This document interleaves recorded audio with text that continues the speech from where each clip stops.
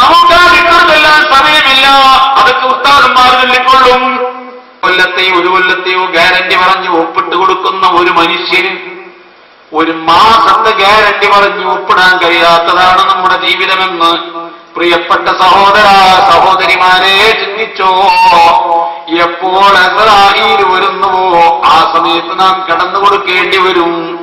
ഏതവസ്ഥയിലും ഒരു സെക്കൻഡ് പോലും നമ്മെ പിന്തിച്ചിടുകയില്ല. റബ്ബ് കണക്കാക്കിയ സ്ഥലത്ത് വെച്ച് മരിച്ചുപോയേ പറ്റൂ. എന്തൊരു ഗൗരവമുള്ള കാര്യമാണിത്. അത്രയും കാലം പടച്ച റബ്ബ് നമുക്ക് ചെയ്തു തന്ന അനുഗ്രഹങ്ങളെ വിസ്മരിച്ചുകൊണ്ട് അവനെ നന്ദി ചെയ്യാതെ നന്ദിയോട് മാത്രം ജീവിതത്തിൽ പകർത്തി ചെയ്യുമ്പോൾ നമ്മുടെ അവസ്ഥ എന്താണ്? അങ്ങ് ജർമ്മനിയിൽ ഒരു മൃഗശാല പരിപാലിക്കുന്ന മൃഗശാലയിലെ ഉദ്യോഗസ്ഥൻ താൻ ജോലി ചെയ്യുന്ന തന്റെ ഡ്യൂട്ടിയിൽ നായകളെ പരിപാലിക്കേണ്ട ഉത്തരവാദിത്തമുണ്ട്. തനിക്ക് അർപ്പിതമായ ജീവികളിൽ നായയുണ്ട്. ഒരു നായയെ, ഒരു പട്ടിയെ ഈ ഉദ്യോഗസ്ഥൻ വല്ലാതെ അടിക്കും, ആക്രമിക്കും, നിഷ്ഠൂരമായി മർദ്ദിക്കും. ഈ നായയുടെ അട്ടഹാസവും ആ നായന്റെ കരച്ചിലും ഈ പട്ടിയുടെ ശരീരത്തിൽ നിന്ന് ഒലിക്കുന്ന രക്തവും അതിന്റെ ദുർഗന്ധവും ആ ഭയാനകമായ ദയനീയമായ കാഴ്ച കാണാൻ കഴിയാതെ വിഷമിച്ച പരിസര പ്രദേശത്തുള്ള ആളുകൾ ജർമ്മൻ കോടതിയിൽ ഒരു കേസ് കൊടുത്തു. ഈ ഉദ്യോഗസ്ഥൻ ക്രൂര മനസ്ഥിതിക്കാരനാണ്. ഈ ഉദ്യോഗസ്ഥൻ വളരെ നിഷ്ഠൂരനാണ്, വളരെ മോശപ്പെട്ടവനാണ്, കടുത്ത ഹൃദയമാണ്. ഈ പട്ടിയെ നിഷ്ഠൂരമായി ആക്രമിച്ചുകൊണ്ടിരിക്കുന്നവനാണ്. ഇദ്ദേഹത്തെ മാന്യമായി ശിക്ഷിക്കണം. കോടതി ഇയാൾ വിചാരണ ചെയ്തു. ഇദ്ദേഹം ഒരു കാരണവും കൂടാതെ ആ പട്ടിയെ തല്ലിയിട്ടുണ്ട്, ആ പട്ടിയെ ആക്രമിച്ചിട്ടുണ്ട്, അതിന്റെ ശരീരം മുഴുവനും പൊട്ടിമുറിവായിട്ടുണ്ട്. കാണുന്ന ഏത് ഹൃദയവും വേദനിച്ച് കരയുമെന്ന് ബോധ്യപ്പെട്ട കോടതി ഈ മനുഷ്യനെ തൂക്കിക്കൊല്ലാൻ വിധിച്ചു. സർക്കാരിന്റെ പൊതുമുതലല്ലേ, മിണ്ടാപ്രാണിയല്ലേ, അതിനെ വെറുതെ കാരണമായി നിഷ്ഠൂരമായി തല്ലിച്ചതച്ചതിന് ഒരിക്കലും കോടതി കൂട്ടുന്നില്ല. ഈ കടുത്ത ഹൃദയത്തിന്റെ ഉടമയെ കൊണ്ട് ഈ ദുന്യാവിലൊരു മനുഷ്യനും ഒരു പട്ടിക്ക് പോലും ഗുണമില്ലാത്ത ഈ മനുഷ്യനെ തീറ്റിപ്പോറ്റുന്നതിനേക്കാൾ നല്ലത് ഈ മനുഷ്യനെ കൊന്നുകളയലാണെന്ന് പറഞ്ഞ് കോടതി അതാ അദ്ദേഹത്തെ തൂക്കിക്കൊല്ലാൻ വിധിച്ചു. കൂട്ടിൽ കയ്യാമം വെക്കപ്പെട്ടുകൊണ്ട് നിൽക്കുന്ന ഈ പ്രതി കോടതിയോട് പറഞ്ഞു, ബഹുമാനപ്പെട്ട കോടതി, അങ്ങ് എന്നെ തൂക്കിക്കൊല്ലാനാണ് വിധിച്ചിരിക്കുന്നത്. ഞാൻ സന്തോഷം കോടതിയുടെ വിധി അനുസരിക്കാൻ തയ്യാറാണ്. പക്ഷേ എനിക്കൊരഭിപ്രായം പറയാനുണ്ട്. എന്നിൽ നിന്ന് അടികിട്ടിയ മധുറൂപായ നായന്റെ അഭിപ്രായം, ആ പട്ടിയുടെ അഭിപ്രായം ഒന്നറിയേണ്ട ബാധ്യത കോടതിക്കില്ലേ? ഞാനൊരാളെ തല്ലി, ആ തല്ലപ്പെട്ട തല്ലി കൊണ്ട വ്യക്തിയുടെ അഭിപ്രായം കൂടി കോടതി ആരായേണ്ടതല്ലേ? ഞാൻ പട്ടിയെ തല്ലിയിട്ടുണ്ട്, ഈ പട്ടിയുടെ അഭിപ്രായം കോടതി അറിയേണ്ടതല്ലേ? അതാ കോടതിക്ക് തോന്നി കാര്യം ഇയാൾ പറഞ്ഞത് ശരിയാണ്. കോടതി ഉത്തരവിട്ടു, മൃഗശാലയിൽ നിന്ന്, സർക്കാർ മൃഗശാലയിൽ നിന്ന് പട്ടിയെ കയറിട്ട് കൊണ്ടുവരണം. ഉദ്യോഗസ്ഥന്മാർ ആ പട്ടിയെ കയറിട്ട് കൊണ്ടുവരുമ്പോ കോടതി വളപ്പിൽ തിങ്ങി നിൽക്കുന്ന ജനങ്ങളിലേക്ക് ആ പട്ടി ആരെയോ ഒരാളെ പ്രത്യേകം ശ്രദ്ധിക്കുന്നുണ്ട്. നായ പുറത്തിട്ടുകൊണ്ട്, നാവ് പുറത്തിട്ടുകൊണ്ട് ആ പട്ടി ജനക്കൂട്ടങ്ങൾക്കിടയിൽ കടന്നു വന്നപ്പോൾ കണ്ടത് തന്നെ നിഷ്ഠൂരമായി തല്ലിച്ചതച്ചു മൃഗീയമായി നശിപ്പിച്ചുകൊണ്ടിരിക്കുന്ന, അടിച്ചുകൊണ്ടിരിക്കുന്ന, ശിക്ഷിച്ചുകൊണ്ടിരിക്കുന്ന, ഒരു ദൈവം കാണിക്കാത്ത തന്റെ യജമാനൻ കോടതി പ്രതിക്കൂട്ടിലതാ കൈകളാകും വെക്കപ്പെട്ടുകൊണ്ട് നിൽക്കുന്ന കാഴ്ചയാണ് ആ ജർമ്മൻ ഗവൺമെന്റ് മ്യൂസിയത്തിലെ മൃഗശാലയിലെ പട്ടി കാണുന്നത്. ഉടനെ തന്നെ കോടതിയെ മണന്നുകൊണ്ട്, കോടതിയെ ഒന്നും ശ്രദ്ധിക്കാത്ത ആ പട്ടി അതാ തന്റെ യജമാനന്റെ കഴുത്തിലേക്ക് ചാടി. കഴുത്തിലേക്ക് ചാടിക്കൊണ്ട് ഒലിക്കുന്ന കണ്ണുനീരോടെ ആ പട്ടി തന്നെ യജമാനന്റെ രണ്ട് കവിൾത്തടങ്ങളിലും തുരുതുരാ ചുംബിച്ചു. ഈ ചുംബനം കണ്ട് കോടതി പറയുന്നു, അടി കിട്ടിയ നായക്ക് പരാതിയില്ലാത്തത് കൊണ്ട് ഇദ്ദേഹത്തെ തൂക്കിക്കൊല്ലേണ്ടതില്ല. എന്താണ് സഹോദര ഈ ചെയ്തത്? ഒരു നേരത്തെ ഭക്ഷണം ഒരു നായക്ക് കൊടുത്താൽ ആ നായ യജമാനനെ എവിടെ വെച്ച് കണ്ടാലും വാലാട്ടി അഭിനന്ദിക്കും എന്നതാണ് നായന്റെ മനഃശാസ്ത്രം. ഞാൻ നിങ്ങളും വീട്ടിലിരുന്ന് ഭക്ഷണം കഴിക്കുന്നു, ഭക്ഷണത്തിന്റെ അവശിഷ്ടങ്ങൾ മത്സ്യത്തിന്റെ മുള്ളുകളും മാംസത്തിന്റെ എല്ലും ഭക്ഷണത്തിന്റെ അവശിഷ്ടങ്ങളും താഴെ വീണു, ടേബിളിൽ വീണു, ടേബിളിൽ വിരിച്ചിരിക്കുന്ന പ്ലാസ്റ്റിക് ഷീറ്റിൽ വീഴുന്നു. ഭക്ഷണം കഴിച്ച് പ്ലേറ്റ് എല്ലാം എടുത്തുകൊണ്ടുപോയപ്പോൾ നമ്മുടെ ഭാര്യ അതെല്ലാം അടിച്ചു വൃത്തിയാക്കിയെടുത്ത് ഒരു പേപ്പറിൽ പൊതിഞ്ഞ് അതാ ചവറ്റുകുട്ടയിൽ കുപ്പയിൽ കൊണ്ടുപോയി തള്ളുമ്പോൾ ഒരു പട്ടി അവിടെ വിശന്ന നാവ് പുറത്തിട്ട് കരഞ്ഞുകൊണ്ട് വിശന്നുകൊണ്ടിരിക്കുന്നു, പൊട്ടിയ വയറുമായിരിക്കുന്നു. നാം ആ നായക്ക് ഒരു നേരത്തെ ഭക്ഷണം കൊടുത്തതല്ല. ആ നായക്ക് ഭക്ഷണം കൊടുക്കുക എന്ന, വിശപ്പടക്കുക എന്ന ചിന്ത നമ്മുടെ ഹൃദയത്തിൽ ഉദിക്കുകയേ ചെയ്തിട്ടില്ല. നാം ആ നായ ഇരിക്കുന്ന ഭാഗത്ത് അത് കൊണ്ടുപോയി ഇട്ടുകൊടുത്തത് യാദൃച്ഛികമായി ആ പട്ടിക്ക് ഒരു നേരത്തെ ആഹാരമായി, അതിന്റെ വിശന്ന വയറിലേക്ക് ഒരാശ്വാസമായി. എങ്കിൽ ആ ഭക്ഷണം കൊടുത്ത വീട്ടുകാരനെ, ആ വീട്ടുകാരിയെ ഖിയാമം വരെ, ഈ നായത്തി പട്ടി ചാവുന്നത് വരെ ആ വീട്ടുകാരനെ എവിടെ വെച്ച് കണ്ടാലും ആ പട്ടി വാലാട്ടി അഭിനന്ദിക്കും. അതാണ് പട്ടിയുടെ മനഃശാസ്ത്രം. അതാണ് ഈ ജർമ്മൻ കോടതിയിൽ കണ്ടത്. ഈ പട്ടി അതാ യജമാനന്റെ കഴുത്തിലേക്ക് ചാടി. താൻ കയ്യാമം വെക്കപ്പെട്ടുകൊണ്ട് നിൽക്കുന്ന ദയനീയ കാഴ്ച കാണാൻ കഴിയാത്ത പട്ടി ചിന്തിച്ചതെന്താണ്? ഇദ്ദേഹമാണ് എന്നെ അടിക്കുന്നത്, എന്റെ ശരീരം ഈ വിധത്തിൽ പൊട്ടിമുറിവാക്കിയത്, രക്തമൊലിക്കാൻ കാരണക്കാരൻ, എല്ലാ ക്രൂരമായ മർദ്ദനങ്ങളും എന്നിലേക്ക് അഴിച്ചുവിട്ടത് ഈ മനുഷ്യനാണെങ്കിലും അദ്ദേഹം തന്നെയാണ് എനിക്ക് ഭക്ഷണം തരുന്നതും. ആ ഭക്ഷണം തരുന്ന ഈ മനുഷ്യനെ ഈ വിധത്തിൽ കോടതിയിൽ നിർത്തപ്പെട്ടത് കണ്ടപ്പോ സഹിക്കവയ്യാത്ത പട്ടി കവിൾത്തടത്തിൽ തുരുതുരാ ചുംബിച്ച് പട്ടി കണ്ണുനീരൊലിപ്പിക്കുന്നത് കണ്ട് കോടതി തിരുത്തി പറഞ്ഞു, ഈ മനുഷ്യനെ തൂക്കിക്കൊല്ലരുത്, അടികിട്ടിയ നായക്ക് പരാതിയില്ല. ഇനി ഞാൻ ചോദിക്കട്ടെ, ഒരു നേരത്തെ ഭക്ഷണം ഒരു നായക്ക് കൊടുത്താൽ ആ നായ യജമാനനോട് നന്ദി കാണിക്കുമെങ്കിൽ, പ്രിയപ്പെട്ട സഹോദരാ, എത്രയോ അനുഗ്രഹം ചെയ്തു തന്ന നാഥനായ റബ്ബ് ആ പട്ടിയുടെ നന്ദി പോലും നാം ആരും കാണിക്കുന്നില്ല എന്നത് യാഥാർത്ഥ്യമല്ലേ? ഞാൻ വെറുതെ പറയുന്നതാണോ? ഇന്ന് നമ്മുടെ ജീവിതത്തിന്റെ സ്ഥിതി അതല്ലേ? അതുകൊണ്ട് പ്രിയ സഹോദരങ്ങളെ ഒന്നുകൂടി നോക്കൂ. ഈ പട്ടിക്ക് ആരാ വലുത്? തന്റെ യജമാനനാണ്. ഞങ്ങളുടെ നാട്ടിലൊക്കെ ഒരു സ്വഭാവമുണ്ട്, ഇവിടുത്തെ സ്ഥിതി എനിക്ക് അറിഞ്ഞൂടാ. വലിയ മുതലാളിമാരുണ്ടാവും, പ്രഭുക്കൾ, അവർ വലിയ അടക്കാത്തോട്ടങ്ങൾ, തേങ്ങാത്തോട്ടങ്ങൾ, തെങ്ങുതോപ്പുകൾ വാടകക്കെടുക്കും. അത് വിലക്കെടുത്തിട്ട് അവർ അടക്ക ലോറിക്ക് കയറ്റാവുന്ന, ആയിരക്കണക്കിന് ലോറിക്ക് കയറ്റാവുന്ന അടക്കകൾ വാങ്ങിക്കൊണ്ടുവന്ന്, പഴുത്ത അടക്ക, പച്ചയടക്ക വാങ്ങിക്കൊണ്ടുവന്ന് അത് വെയിലത്തിട്ട് ഉണക്കും. പരിസര പ്രദേശങ്ങളിലുള്ള പാവങ്ങളായ സാധുക്കളായ വീട്ടുകാർ, സഹോദരിമാർ പോയിട്ട് ഒരു ചാക്ക് അടക്ക വാങ്ങിക്കൊണ്ടുവരും. അങ്ങനെ എല്ലാവരും ഓരോ ചാക്ക് അടക്ക ഈ മുതലാളിയിൽ നിന്ന് വാങ്ങിക്കൊണ്ടുവരും. എന്നിട്ട് അത് പൊളിച്ച് ഉണക്കി അതിന്റെ കഴമ്പും തോടും രണ്ടാക്കിയെടുത്ത് തിരിച്ച് യജമാനന് മുതലാളിക്ക് കൊണ്ടുപോയി കൊടുക്കും. ഒരു ചാക്ക് അടക്ക പൊളിച്ചാൽ 100 രൂപ കിട്ടും. 2 ചാക്ക് അടക്ക ഒരു ദിവസം പൊളിച്ച് രണ്ടും രണ്ടാക്കി വേർതിരിച്ചു കൊടുക്കാൻ സാധിച്ചാൽ 200 രൂപ വീടിനുള്ളിൽ ഇരുന്നു കൊണ്ട് പാവപ്പെട്ട പെണ്ണുങ്ങൾ ജോലി ചെയ്ത് ജീവിക്കും. അങ്ങനെ ചില സ്വഭാവങ്ങൾ ആ ഭാഗങ്ങളിലൊക്കെ ഉണ്ട്. അതുപോലെ തേങ്ങ വെട്ടിയിട്ട് ഉണക്കി കൊപ്രയാക്കി ചിരട്ടയിട്ടെട്ടും വേറെടുത്തുകൊണ്ട് അതുകൊണ്ട് ഉപജീവനമാർഗത്തിന് മുതലാളിമാരിൽ നിന്ന് 1 കിലോ തേങ്ങ, 10 കിലോ തേങ്ങ, ഒരു ചാക്ക് തേങ്ങയൊക്കെ കൊണ്ടുവന്ന് അത് രണ്ടും വേർതിരിച്ച് അതിന്റെ രൂപത്തിൽ പരുവത്തിലാക്കി തിരിച്ചേൽപ്പിക്കുമ്പോ ഒരു ചാക്ക് തേങ്ങക്ക് ഇത്ര രൂപ എന്നൊരു കണക്കുണ്ട്, അത് കിട്ടും.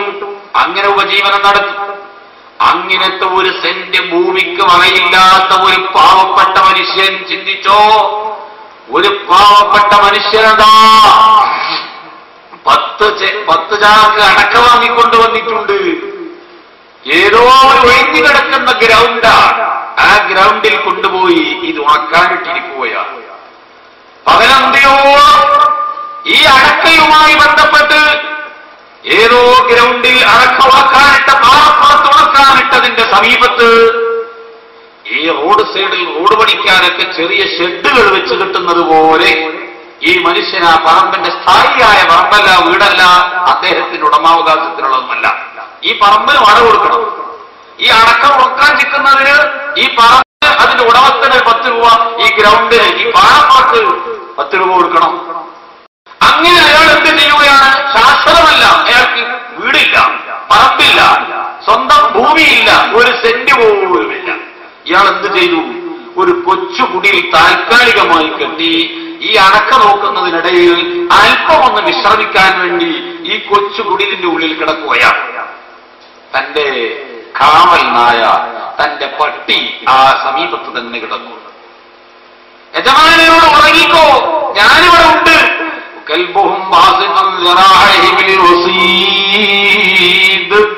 ആ പട്ടി കൈ രണ്ടും വെച്ച് പാറാവ് കിടക്കുകയാണ്. അപ്പോഴാണ് ആ ഗ്രൗണ്ടിലേക്ക് കള്ളന്മാര് വന്ന് നോക്കാൻ. കാവൽ കിടക്കുന്ന പട്ടിയാണ്. അതാ ആ സമയത്താണ് ഇന്ത്യൻ പ്രധാനമന്ത്രി വരുന്നത്. ഈ ഗ്രൗണ്ടിന്റെ സമീപത്ത് ഇന്ത്യൻ പ്രധാനമന്ത്രി വന്നാലും പട്ടി കൊടുക്കും.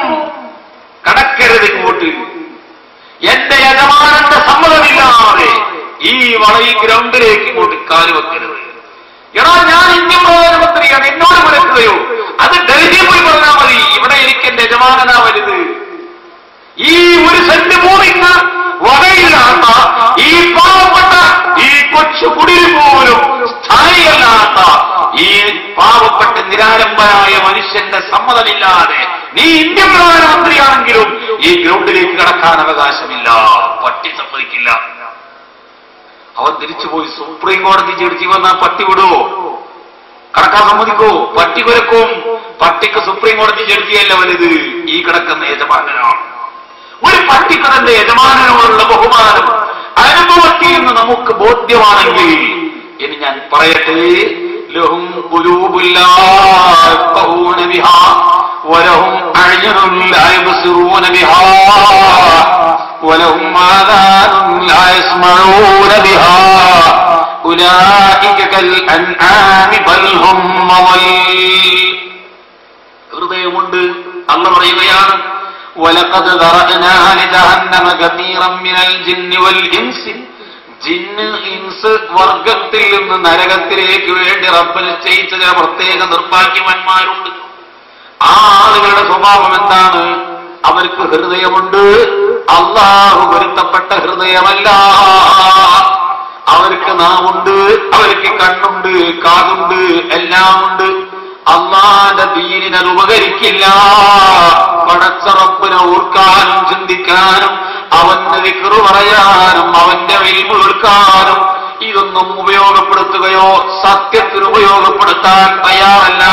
വേണ്ടാത്തരങ്ങൾക്ക്, അനീതിക്ക്, അധർമ്മത്തിന്, അസത്യത്തിന്, ദുന്യാവിന്റെ പ്രൗഢിക്ക്, ദുന്യാവിന്റെ സുഖാഡംബരങ്ങൾക്ക് ഇതൊക്കെ അവർ നീക്കിവെച്ചിരിക്കുകയാണ്. അള്ളാന്റെ ദീന് പറയാനും കേൾക്കാനും അനുസരിക്കാനും അവരുടെ ഹൃദയത്തിനും കണ്ണും കാതിനും സമയമില്ല. അവരുടെ കണ്ണ് സീരിയലുകളുടെ പുറകിലാണ്, അവരുടെ കാത് മ്യൂസിക്കുകളുടെ പുറകിലാണ്, അവരുടെ കാല് ഹറാമിയത്തിലേക്ക് നടക്കാനാണ്, അവരുടെ നാവ് ഹറാമായ പാട്ടുപാടാനാണ്. ഖുർആൻ വായിക്കാനല്ല, ഖുർആൻ ഓതാനല്ല, സത്യം പറയാനല്ല, കളവ് പറയാനും വേണ്ടാത്തരങ്ങൾക്കും ഹറാമായ മൂളിപ്പാട്ടുകൾക്കുമുള്ളതാണ്. എന്നാൽ അത്തരം ആളുകൾ എങ്ങോട്ടാണ്? നരകത്തിലേക്കാണ്. അവരുടെ ദുന്യാവിലെ സ്ഥിതി, ആഖിറത്തിന്റെ സ്ഥിതി എന്താണ്? ഉലൈക കൽ അൻആം. അവര് മനുഷ്യത്വം നശിച്ച മൃഗതുല്യനാണ് എന്ന് പറഞ്ഞാൽ മൃഗം പ്രതിഷേധിക്കും. അല്ല അല്ല, അതിനേക്കാൾ ചീത്തയാണ്, അൻആമിനേക്കാൾ മോശം പട്ടിയല്ലേ? അൻആമിനേക്കാൾ മോശമാണ്, മൃഗത്തെക്കാളും മണമതിച്ചവരാണ്. മൃഗം എന്ന പേരിൽ തന്നെ ചില മനുഷ്യന്മാരിൽ ഇറങ്ങാൻ തുടങ്ങിയിട്ടുണ്ട്. അതിനേക്കാളും മോശമാണോ? ഇന്നതല്ലേ സഹോദരങ്ങളെ സ്ഥിതി. ഞാൻ എന്റെ പ്രിയപ്പെട്ട സഹോദരങ്ങളെ, എന്റെ നഫ്സിനോടും നിങ്ങളോടും ഞാൻ ഓർമ്മപ്പെടുത്തുന്നു, നമുക്ക് അള്ളാഹ് തന്ന കണ്ടുകൊണ്ട് അവന്റെ പൊരുത്തമില്ലാത്തത് കാണാൻ വേണ്ടി ഉപയോഗിക്കുന്നതിന് പകരം നമ്മുടെ നാവ് കൊണ്ട് ഹറാമി എന്ന് പറഞ്ഞുകൊണ്ട് തമ്മാടിത്തരത്തിൽ ഉപയോഗിക്കുന്നതിന് പകരം കുറച്ചൊന്ന് ചിന്തിച്ചോ, ഈ ശരീരം തന്നവൻ അല്ലാഹുവാണ്. ഇന്ന് നിങ്ങളെ ശരീരത്തിന്റെ പ്രൗഢി വിളിച്ചറിയിക്കുന്നത്, അത് പ്രദർശിപ്പിക്കുന്നത്, അതുകൊണ്ട് അഹങ്കരിക്കുന്നത്, ദുന്യാവിന്റെ സുഖാഡംബരങ്ങൾക്ക് വേണ്ടി മാത്രം നമ്മുടെ ശരീരത്തെ നാം നീക്കിവെച്ചതും നാം ഉപയോഗപ്പെടുത്തിയതും, പ്രിയപ്പെട്ട സഹോദരങ്ങളെ, ഇതാ ആർക്കോ വേണ്ടിയാണ്? ഭൗതിക ലോകത്തെ ഏതെങ്കിലും ജനങ്ങളുടെ താല്പര്യത്തിന് വേണ്ടിയാണ് ഈ തമ്മാടിത്തരം ചെയ്യുന്നത്. ദുന്യാവിന്റെ ആളുകളുടെ പ്രൗഢിക്ക് വേണ്ടിയാണ്, അവരുടെ സന്തോഷം കിട്ടാനാണ്, അവരെ സന്തോഷിപ്പിക്കാനാണ് അള്ളാഹുവിനെ വെറുപ്പിച്ചത്. അള്ളാഹുക്ക് പൊരുത്തമില്ലാത്തത് കണ്ടത് ആർക്ക് വേണ്ടിയാണ്? ദുന്യാവിന്റെ സുഖത്തിന് വേണ്ടിയാണ്. ദുന്യാവ് നമ്മെ കൈവടിഞ്ഞു. ദുന്യാവിൽ ഒരു വ്യക്തിയും നമ്മുടെ കൂടെ വരില്ല. നാം ഇന്നങ്ങ് മരിച്ചു കഴിഞ്ഞാൽ നമ്മെ കൊണ്ടുപോയി മറവ് ചെയ്യുന്നതിൽ മുൻപന്തിയിൽ നമ്മുടെ മക്കള് തന്നെ. നമ്മുടെ മക്കൾ പറയോ, എന്റെ വാപ്പനെ കൊണ്ടുപോകരുത്, എന്റെ ഉമ്മാനെ കൊണ്ടുപോകരുത്. ജേട്ടാരന്മാര് പറയില്ല, സ്നേഹിതന്മാര് പറയില്ല, ദുന്യാവിൽ ഒരാളും പറയില്ല. ഭൗതിക ലോകത്തിന്റെ സ്ഥാനമാനങ്ങളിൽ ഏറ്റവും ഉയർന്ന വ്യക്തിയെ ഈ അടുത്ത കാലത്ത് മരണപ്പെട്ടത് നിങ്ങൾക്ക് ഓർമ്മയുണ്ടോ? ജോൺ പോൾ രണ്ടാമൻ മാർപ്പാപ്പ ഈ അടുത്ത കാലത്തല്ലേ മരിച്ചത്. ഒരു വ്യക്തിയെയോ ഒരു പ്രസ്ഥാനത്തെയോ കുറ്റപ്പെടുത്താനല്ല ഞാൻ പറയുന്നത്. ഈ ദുന്യാവിൽ ആ മനുഷ്യനെ, ആ വ്യക്തിത്വത്തെ കവച്ചു വെക്കുന്ന ഭൗതിക വ്യക്തികളെ ഈ ദുന്യാവിൽ അടുത്ത കാലത്തൊന്നും നാം കണ്ടിട്ടില്ല. ദുന്യാവിലെ ഏറ്റവും വലിയ മനുഷ്യനാണ് മരിച്ചത്, അല്ലേ? അതെങ്ങനെ മനസ്സിലായി? അമേരിക്കൻ പ്രസിഡന്റാണ് ജോൺ പോൾ മാർപ്പാപ്പന്റെ ആ ഡെഡ് ബോഡിക്ക് സമീപം വന്ന് 15 മിനിറ്റ് മുട്ടുകുത്തി നിന്നിട്ട് പ്രാർത്ഥന നടത്തി തിരിച്ചുപോയതെങ്കിൽ അമേരിക്കൻ പ്രസിഡന്റ് തലകുലിച്ചത് ഒരേ ഒരു വ്യക്തിയുടെ മുമ്പിലാണ്. അപ്പൊ അയാളെ സ്ഥാനം വേറെ മൗലൂദ് വല്ലാതെ തോന്നണ്ടല്ലോ. അയാളെ മൗലൂദിന് വല്ലാതെ പറയണ്ട, അപ്പുറത്തെ സ്ഥാനമുള്ളതല്ലേ. എന്നാൽ അയാൾ ആരാധകര് പറഞ്ഞോ, ഞങ്ങളെ പ്രിയപ്പെട്ട നേതാവിനെ കൊണ്ടുപോകരുതേ, ഞങ്ങൾക്ക് വേണം. പറയോ? ആരും പറയില്ല. ദുന്യാവിൽ ഒരാളും പറയില്ല. ഇന്നലെ വരെ കെട്ടിപ്പിടിച്ചു സ്നേഹിച്ചു സല്ലപിച്ച് മണിയറയിൽ കിടന്ന സഹധർമ്മിണി ഭർത്താവ് മരണപ്പെട്ടാൽ എന്റെ ഭർത്താവിനെ 1 മണിക്കൂർ പിരിഞ്ഞ് ജീവിക്കാൻ എനിക്ക് സാധ്യമല്ലാത്ത സ്നേഹം കൊണ്ട് ഊട്ടപ്പെട്ട ജീവിതമാണ് ഞങ്ങളുടേത്. പിരിഞ്ഞു നിൽക്കാൻ ഞങ്ങൾക്ക് കഴിയില്ല. എന്റെ ഭർത്താവ് മരിച്ചുപോയി, പക്ഷേ ആ ബോഡി എനിക്ക് വേണം. പറയില്ല, മക്കൾ പറയില്ല, ഉമ്മ പറയില്ല, ജ്യേഷ്ഠൻ പറയില്ല, ദുനിയാവിൽ സ്നേഹിതന്മാര് പറയില്ല. എല്ലാവരും നമ്മെ കുളിപ്പിച്ച് പൊതിഞ്ഞ് ആറുകാലുള്ള കട്ടിലിൽ കയറ്റി അവരാകുന്ന മണ്ണറയുടെ ഉള്ളിൽ കൊണ്ടുപോയി വെച്ച് മിന്നാ ഖലഖനാകും വഫീഹാ നുഈദുകും വമിൻഹാ നുഖ്രിജുകും താറതൻ ഉഖ്റാ എന്ന് പറഞ്ഞ് സ്വന്തം മക്കളും ചേട്ടാനന്മാരും ബാപ്പയും എല്ലാവരും മണ്ണുവാരി നമ്മുടെ മുഖത്തേക്ക് വലിച്ചെറിഞ്ഞവര് തിരിച്ചു പോരും കേട്ടോ. ഇവരുടെ പ്രീതിക്കാണ് റബ്ബിനെ മറന്നിട്ട് നാം ചെയ്തത്. അവരുടെ സന്തോഷമുഖം കാണാനാണ് അള്ളാഹുവിന്റെ ദീന് വിട്ടുകൊണ്ട് കളിച്ചതിൽ. എങ്കിൽ അവരൊക്കെ നമ്മെ കൈവടിഞ്ഞു. ഇനി അല്ലാഹു മാത്രം, ഇനി റബ്ബ് മാത്രം, റബ്ബിന്റെ മലായിക്കത്ത് മാത്രം, അവന്റെ സന്നിധിയിൽ മാത്രം. അവന്റെ അടുക്കിൽ നിന്ന് ഓടിപ്പോകാൻ സാധ്യമല്ല. ദുന്യാവിലെന്തും മാറ്റിവെക്കാം, മരണം മാറ്റിവെക്കാൻ സാധ്യമല്ല. ദുന്യാവിലെന്തും പണം കൊടുത്ത് രക്ഷപ്പെടാം, മരണം പണം കൊടുത്ത് രക്ഷപ്പെടാൻ സാധ്യമല്ല. ആ മരണത്തിന്റെ സമയം വരാനുണ്ടെന്ന് ഓർത്തുകൊണ്ടെങ്കിലും എന്റെ പ്രിയപ്പെട്ട സഹോദരങ്ങളെ, നാം ഈ ദുന്യാവിൽ ജീവിക്കുക. അള്ളാഹു ചെയ്തു തന്ന അനുഗ്രഹങ്ങൾ അള്ളാഹുവിനെ ശുക്ർ ചെയ്യാൻ ഉപയോഗിക്കുക. റബ്ബിന്റെ നിഅമത്തുകൾക്ക് ശുക്ർ ചെയ്യുക. അള്ളാഹുവിനെ വിസ്മരിക്കാതെ ജീവിക്കുക.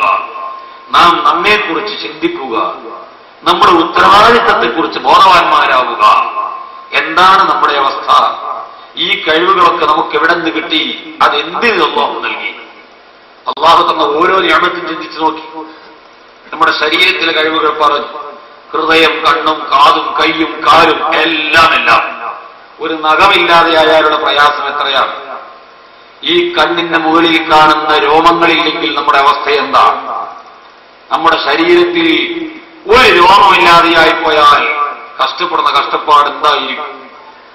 ഇതെല്ലാം അള്ളാഹുവിനിക്ക് ശുക്ർ ചെയ്ത് നന്ദി ചെയ്ത് അവൻ ഉപയോഗിക്കാൻ പറഞ്ഞതിൽ മാത്രം ഉപയോഗിച്ച് അവന് എതിരുള്ളതിൽ ചെയ്യാൻ നമ്മുടെ മക്കൾ ഒറ്റ കാര്യങ്ങൾ ചിന്തിച്ചാൽ മതി. സ്വന്തം മക്കൾ നാം പറഞ്ഞതിനെതിരിൽ പ്രവർത്തിച്ചാൽ അവരെ നാം ശകാരിക്കും.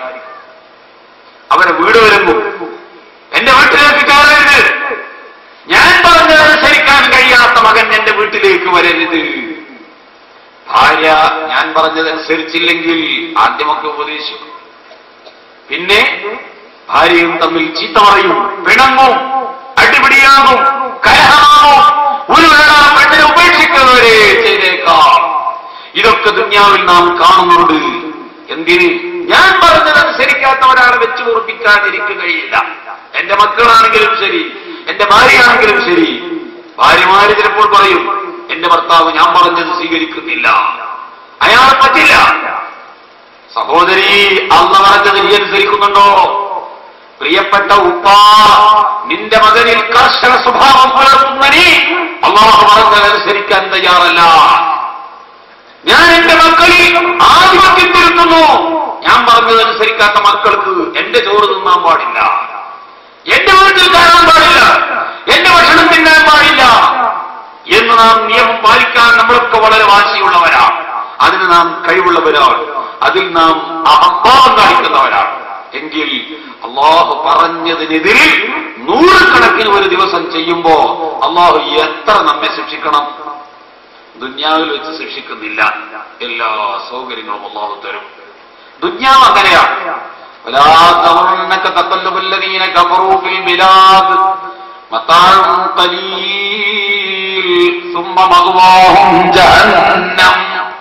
ദുന്യാവിന്റെ സൗകര്യം കണ്ടിട്ട് വഞ്ചിതരാവണ്ട. കുറഞ്ഞ കാലത്തേക്ക് മാത്രമാണിത്. പിന്നീട് വരാൻ പോകുന്ന ജഹന്നമാണ് അവരുടെ സങ്കേതം. അമ്പിച്ച ഭയാനകമായ ദുഷിച്ച സങ്കേതമാണത്. അല്ലാഹു ഖുർആൻ പറയും, അള്ളാഹു ഇവിടെ കാന്തരികൾക്കും തമ്മാടികൾക്കും എല്ലാ ദുർമാർഗികൾക്കും, കഴിക്കാത്തവനും കള്ളു കുടിക്കുന്നവനും ഭക്ഷണം കൊടുക്കും, ആരോഗ്യം കൊടുക്കും, സംരക്ഷണം കൊടുക്കും, വീട് കൊടുക്കും, സൗകര്യങ്ങൾ കൊടുക്കും, കൂടുതൽ നൽകിക്കൊണ്ടിരിക്കും.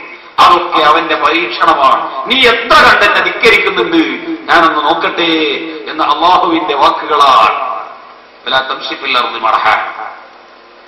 ചാടി ഓടി വല്ലാതെ നടക്കണ്ട.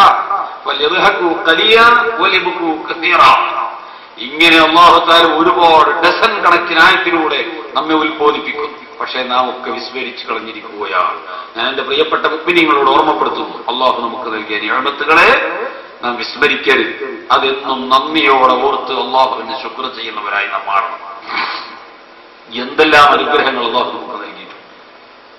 നാളെ പരലോകത്ത് അള്ളാഹു 4 ചോദ്യം ചോദിക്കും. ആ 4 ചോദ്യം പ്രധാനമായ 4 ചോദ്യം എല്ലാം അതിലൊതുങ്ങും. എല്ലാ വിഷയങ്ങളും അതിലൊതുങ്ങും. അതെന്താണ്? ഒരു മനുഷ്യനിക്ക് അല്ലാഹു നൽകിയ മുഴുവൻ അനുഗ്രഹങ്ങളും അതിലൊതുങ്ങും. ആ 4 ചോദ്യത്തിന് മറുപടി പറഞ്ഞിട്ടില്ലാതെ പടച്ച റബ്ബ്, സൃഷ്ടാവായ ഖാലിഖായ റബ്ബ് നമ്മുടെ വെച്ച കാലിലും നിലയ്ക്ക് മുമ്പോട്ട് വെക്കാൻ അനുവദിക്കില്ല. ലാ തസൂലു ഖദമ ബിനി ആദമ യൗമൽ ഖിയാമത്തി ഹത്താ യുസ്അല അൻ അർബഈൻ. 4 വമ്പിച്ച ചോദ്യങ്ങൾക്ക് മറുപടി ലഭിച്ചിട്ടില്ലാതെ അല്ലാഹു ഒരൊറ്റ അടിമന്റെയും കാൽ മുമ്പോട്ട് വെക്കാൻ, ഇളക്കി സ്ഥാപിക്കാൻ, അത് ചലിപ്പിക്കാൻ റബ്ബ് സമ്മതിക്കില്ല. അല്ലാഹു വിടുകയില്ല. അൻ ഉംരിഹി ഫീമാ ഫനാ. ഞാൻ നിനക്ക് കുറെ ആയുസ് തന്നില്ലേ, ഞാൻ നിനക്ക് കുറെ വയസ്സ് തന്നില്ലേ, അതെല്ലാം നീ എന്ത് മാർഗത്തിൽ ചെലവ് ചെയ്തു? 75 വയസ്സ് ഈ ദുനിയാവിൽ ജീവിച്ച ഒരു മനുഷ്യൻ 15 വയസ്സ് വരെ അവന്റെ പ്രായപൂർത്തിയാകാത്ത കാലം എന്ന് വെച്ചോ. സ്ത്രീകൾക്ക് പ്രായപൂർത്തിയാകുന്നത് 9 വയസ്സായാൽ ഇസ്ലാമിക കണക്കനുസരിച്ച് പ്രായപൂർത്തി പ്രതീക്ഷിക്കാം. ഗവൺമെന്റ് കണക്കല്ല. ഗവൺമെന്റിന് പക്ഷേ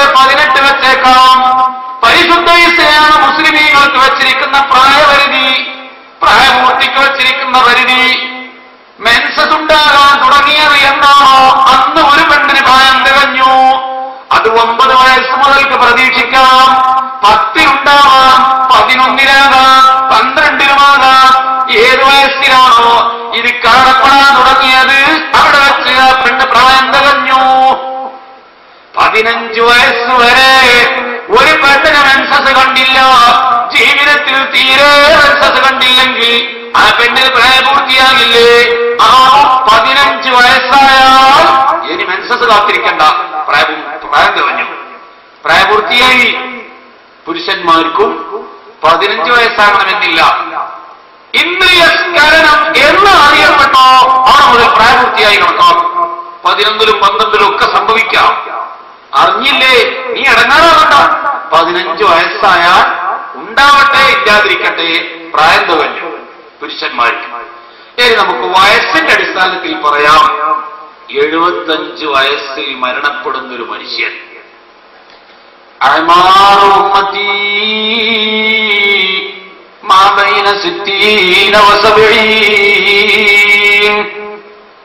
എന്റെ സമുദായത്തിന്റെ വയസ്സ് 60-ന്റെയും 70-ന്റെയും ഇടയിലാണ്. വളരെ കുറഞ്ഞ ആളുകൾ മാത്രമാണ് 60-ന്റെ അപ്പുറത്ത് മരിക്കുന്നത്. വളരെ കുറഞ്ഞ ആളുകൾ മാത്രമാണ് 70-ന്റെ അപ്പുറത്തേക്ക് ജീവിക്കുന്നതും.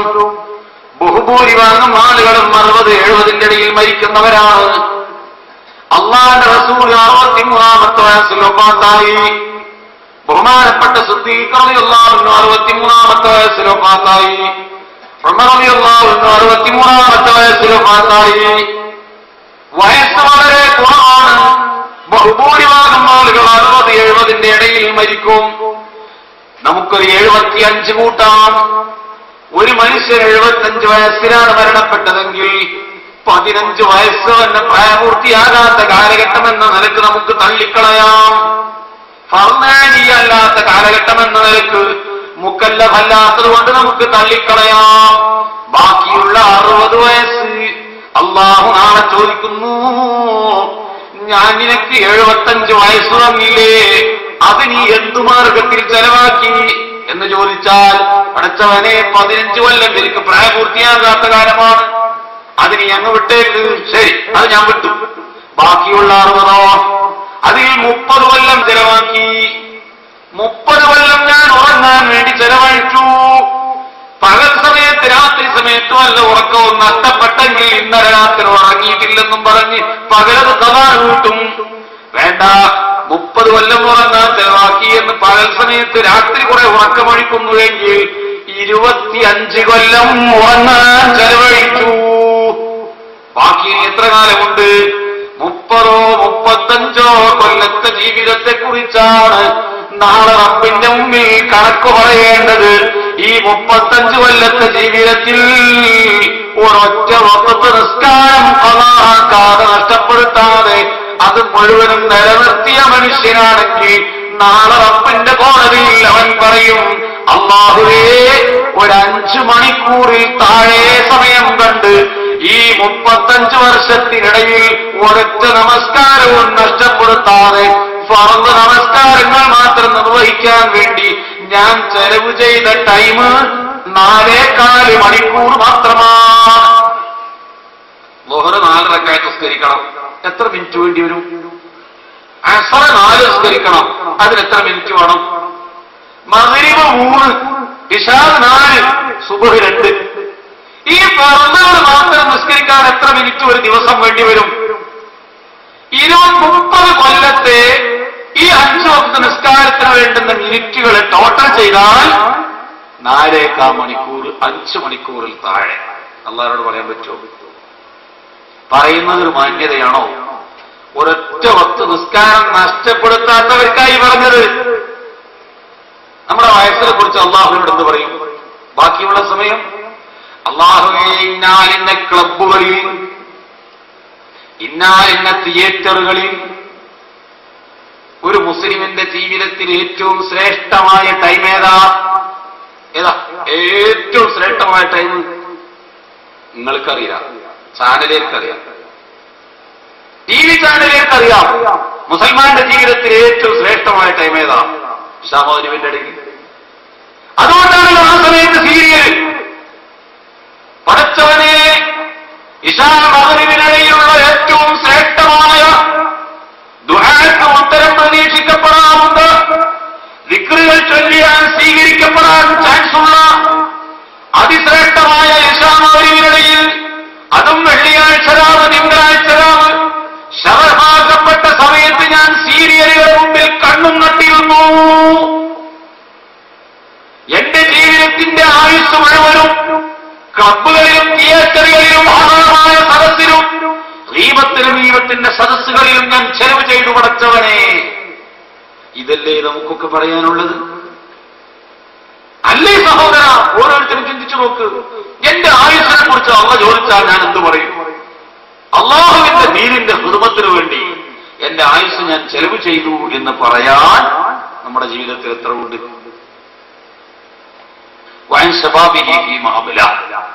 നിന്റെ യുവത്വം അള്ളാഹു നമുക്ക് നൽകിയ ഒരു അനുഗ്രഹമാണ്. അള്ളാഹുവിന്റെ അനുഗ്രഹങ്ങൾ, ആയുസ്, അള്ളാഹു നമുക്ക് നൽകിയ യുവത്വം ഏത് മാർഗത്തിൽ ചെലവ് ചെയ്തു? നമ്മുടെ യുവത്വം ഏതോ രാഷ്ട്രീയ പാർട്ടിയുടെ ഓഫീസിൽ കൊണ്ടുപോയി പണയം വെച്ചു. ഏതോ രാഷ്ട്രീയ തമ്പുരാക്കന്മാരുടെ മുമ്പിൽ പണയം വെച്ചു. നമ്മുടെ ഊർജം മുഴുവനും, നമ്മുടെ ശരീരത്തിൽ നിന്ന് ബഹിർഗമിക്കുന്ന വിയർപ്പുകളൊക്കെ ദീനിന്റെ ശത്രുക്കളുടെ മുമ്പിൽ നാം ചെലവ് ചെയ്തു. അല്ലേ? അതല്ലേ അവസ്ഥ? ഏത് രാഷ്ട്രീയമായിരുന്നാലും ഭൗതിക ലോകം, അത്രേ ഞാൻ ഉദ്ദേശിച്ചുള്ളൂ. ഭൗതിക ലോകം, അതിനുവേണ്ടി എന്തും ചെയ്യാൻ നമ്മൾ ത്യാഗസന്നദ്ധരാണ്. സഹോദരാ, പടച്ച റബ്ബിന്റെ ദീനിന്റെ സേവനത്തിന് വേണ്ടി, ഖിദ്മത്തിന് വേണ്ടി, അള്ളാഹുവിന്റെ ദീനിന്റെ പ്രചരണത്തിനു വേണ്ടി ഓടി നടന്ന് പ്രവർത്തിച്ചതിന്റെ പേരിൽ ഒരു കുപ്പി വിയർപ്പെടുത്തുകൊണ്ട് നാളെ റബ്ബിന്റെ മുമ്പിൽ കാണിച്ചു കൊടുക്കാൻ, അള്ളാഹുവേ എന്റെ ശരീരത്തിൽ നിന്ന് പുറപ്പെട്ട വിയർപ്പാണിത് എന്ന് പറഞ്ഞുകൊണ്ട് നമ്മുടെ ശരീരത്തിൽ നിന്ന് പരിശുദ്ധ ദീനുൽ ഇസ്ലാമിന്റെ സംസ്ഥാപനത്തിനു വേണ്ടി, അതിന്റെ സംരക്ഷണത്തിനു വേണ്ടി, അത് ഈ രാജ്യത്തെ ജനങ്ങൾക്ക് പഠിപ്പിക്കാൻ വേണ്ടി പള്ളിയിൽ നിന്ന് വാക്ക് കേട്ട സമയത്ത് പള്ളിയുടെ മുമ്പിൽ ഇരിക്കുന്ന മനുഷ്യൻ ആ ജമാഅത്തിൽ എത്തിപ്പെടാൻ വേണ്ടി പുറത്തിറങ്ങി നടന്നപ്പോൾ വെയിലുകൊണ്ടതിന്, നടന്നതിന്, അതിനുവേണ്ടി അധ്വാനിച്ചതിന്, അല്ലാഹുവിന്റെ ഭവനം കെട്ടിപ്പടുക്കാൻ വേണ്ടി പ്രയത്നിച്ചതിന് എന്റെ ശരീരത്തിൽ നിന്ന് പുറപ്പെട്ട രക്തമാണിതെന്ന് പറഞ്ഞ് ഒരു കുപ്പി രക്തമെടുത്തുകൊണ്ട്, ഒരു കുപ്പി വിയർപ്പെടുത്തുകൊണ്ട് നാളെ റബ്ബിന്റെ കോടതിക്ക് മുമ്പിൽ ഉയർത്തി കാണിക്കാൻ എന്റെയും നിങ്ങളുടെയും ജീവിതത്തിലുണ്ടോ? ഈ ദുനിയാവിന്റെ, നശിച്ചു പോകുന്ന ദുനിയാവിന്റെ പരസ്പര ഗീബത്ത് നമീമത്തുകളുടെ സ്റ്റേജുകളിലേക്ക് വേണ്ടി, അതിന്റെ രാഷ്ട്രീയ പ്രവർത്തനത്തിന് വേണ്ടി, ഈ ദുനിയാവിന്റെ പ്രൗഢിക്കും സുഖാഡംബരങ്ങൾക്കും സ്ഥാനമാനങ്ങൾക്കും, ഈ ഭൗതിക കോടതിക്കും ഭൗതിക ഗവൺമെന്റിനും വേണ്ടി എത്രയാണ് നമ്മുടെ ഊർജം ചെലവ് ചെയ്തത്? ഞാൻ നിങ്ങളെ ആക്ഷേപിച്ചല്ല പറയുന്നത്. സഹോദരാ, അല്ലാഹുവിന്റെ ദീന് വിട്ടിട്ട് ഒരു രാഷ്ട്രീയം നമുക്ക് വേണ്ട, ഭൗതിക ലോകം വേണ്ട. നമുക്ക് ഒന്നാമതായ ആഖിറം വേണം, അല്ലാഹുവിന്റെ ദീന് വേണം. ജീവിക്കാൻ എന്തെങ്കിലും മാർഗങ്ങളും ദുനിയാവിന്റെ സ്വസ്ഥതക്കും ദുനിയാവിന്റെ സുഖങ്ങൾക്കും പ്രവർത്തിക്കേണ്ട ശൈലി അനുസരിച്ച് പ്രവർത്തിക്കേണ്ടതിൽ നിങ്ങൾ പ്രവർത്തിച്ചോ, ഞാൻ അതിലൊന്നും ഭാഗമാക്കാകുകയല്ല. അതേസമയം അല്ലാഹുവിന്റെ ദീന് വിട്ടിട്ടാണ് കളിക്കുന്നതെങ്കിൽ ഞാൻ അതിനെ സംബന്ധിച്ച് പറയുന്നത്, നാളെ അല്ലാഹുവിന്റെ മുമ്പിൽ ദുനിയാവിന് വേണ്ടി പ്രവർത്തിച്ചത് എത്രയോ നിരത്താറുണ്ട്. പുഴ ഒഴുകും പോലെ വിയർപ്പുകൾ ഒഴുകിയത് അല്ലാഹുവിന്റെ മുമ്പിൽ ഹാജരാക്കപ്പെടാൻ നമുക്ക് കഴിയും. പക്ഷേ റബ്ബിന്റെ ദീനിന് വേണ്ടിയല്ല. അതില്ലേ നമ്മുടേത്? ഹംസ റളിയല്ലാഹു അൻഹുവിന്റെ ചരിത്രം കേൾക്കാത്ത മനുഷ്യൻ നമ്മുടെ സദസ്സിലുണ്ടോ?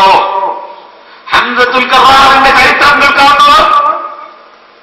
ഏത് അഴകാണ് ഹംസയുടെ ചരിത്രം പറയാത്തത്?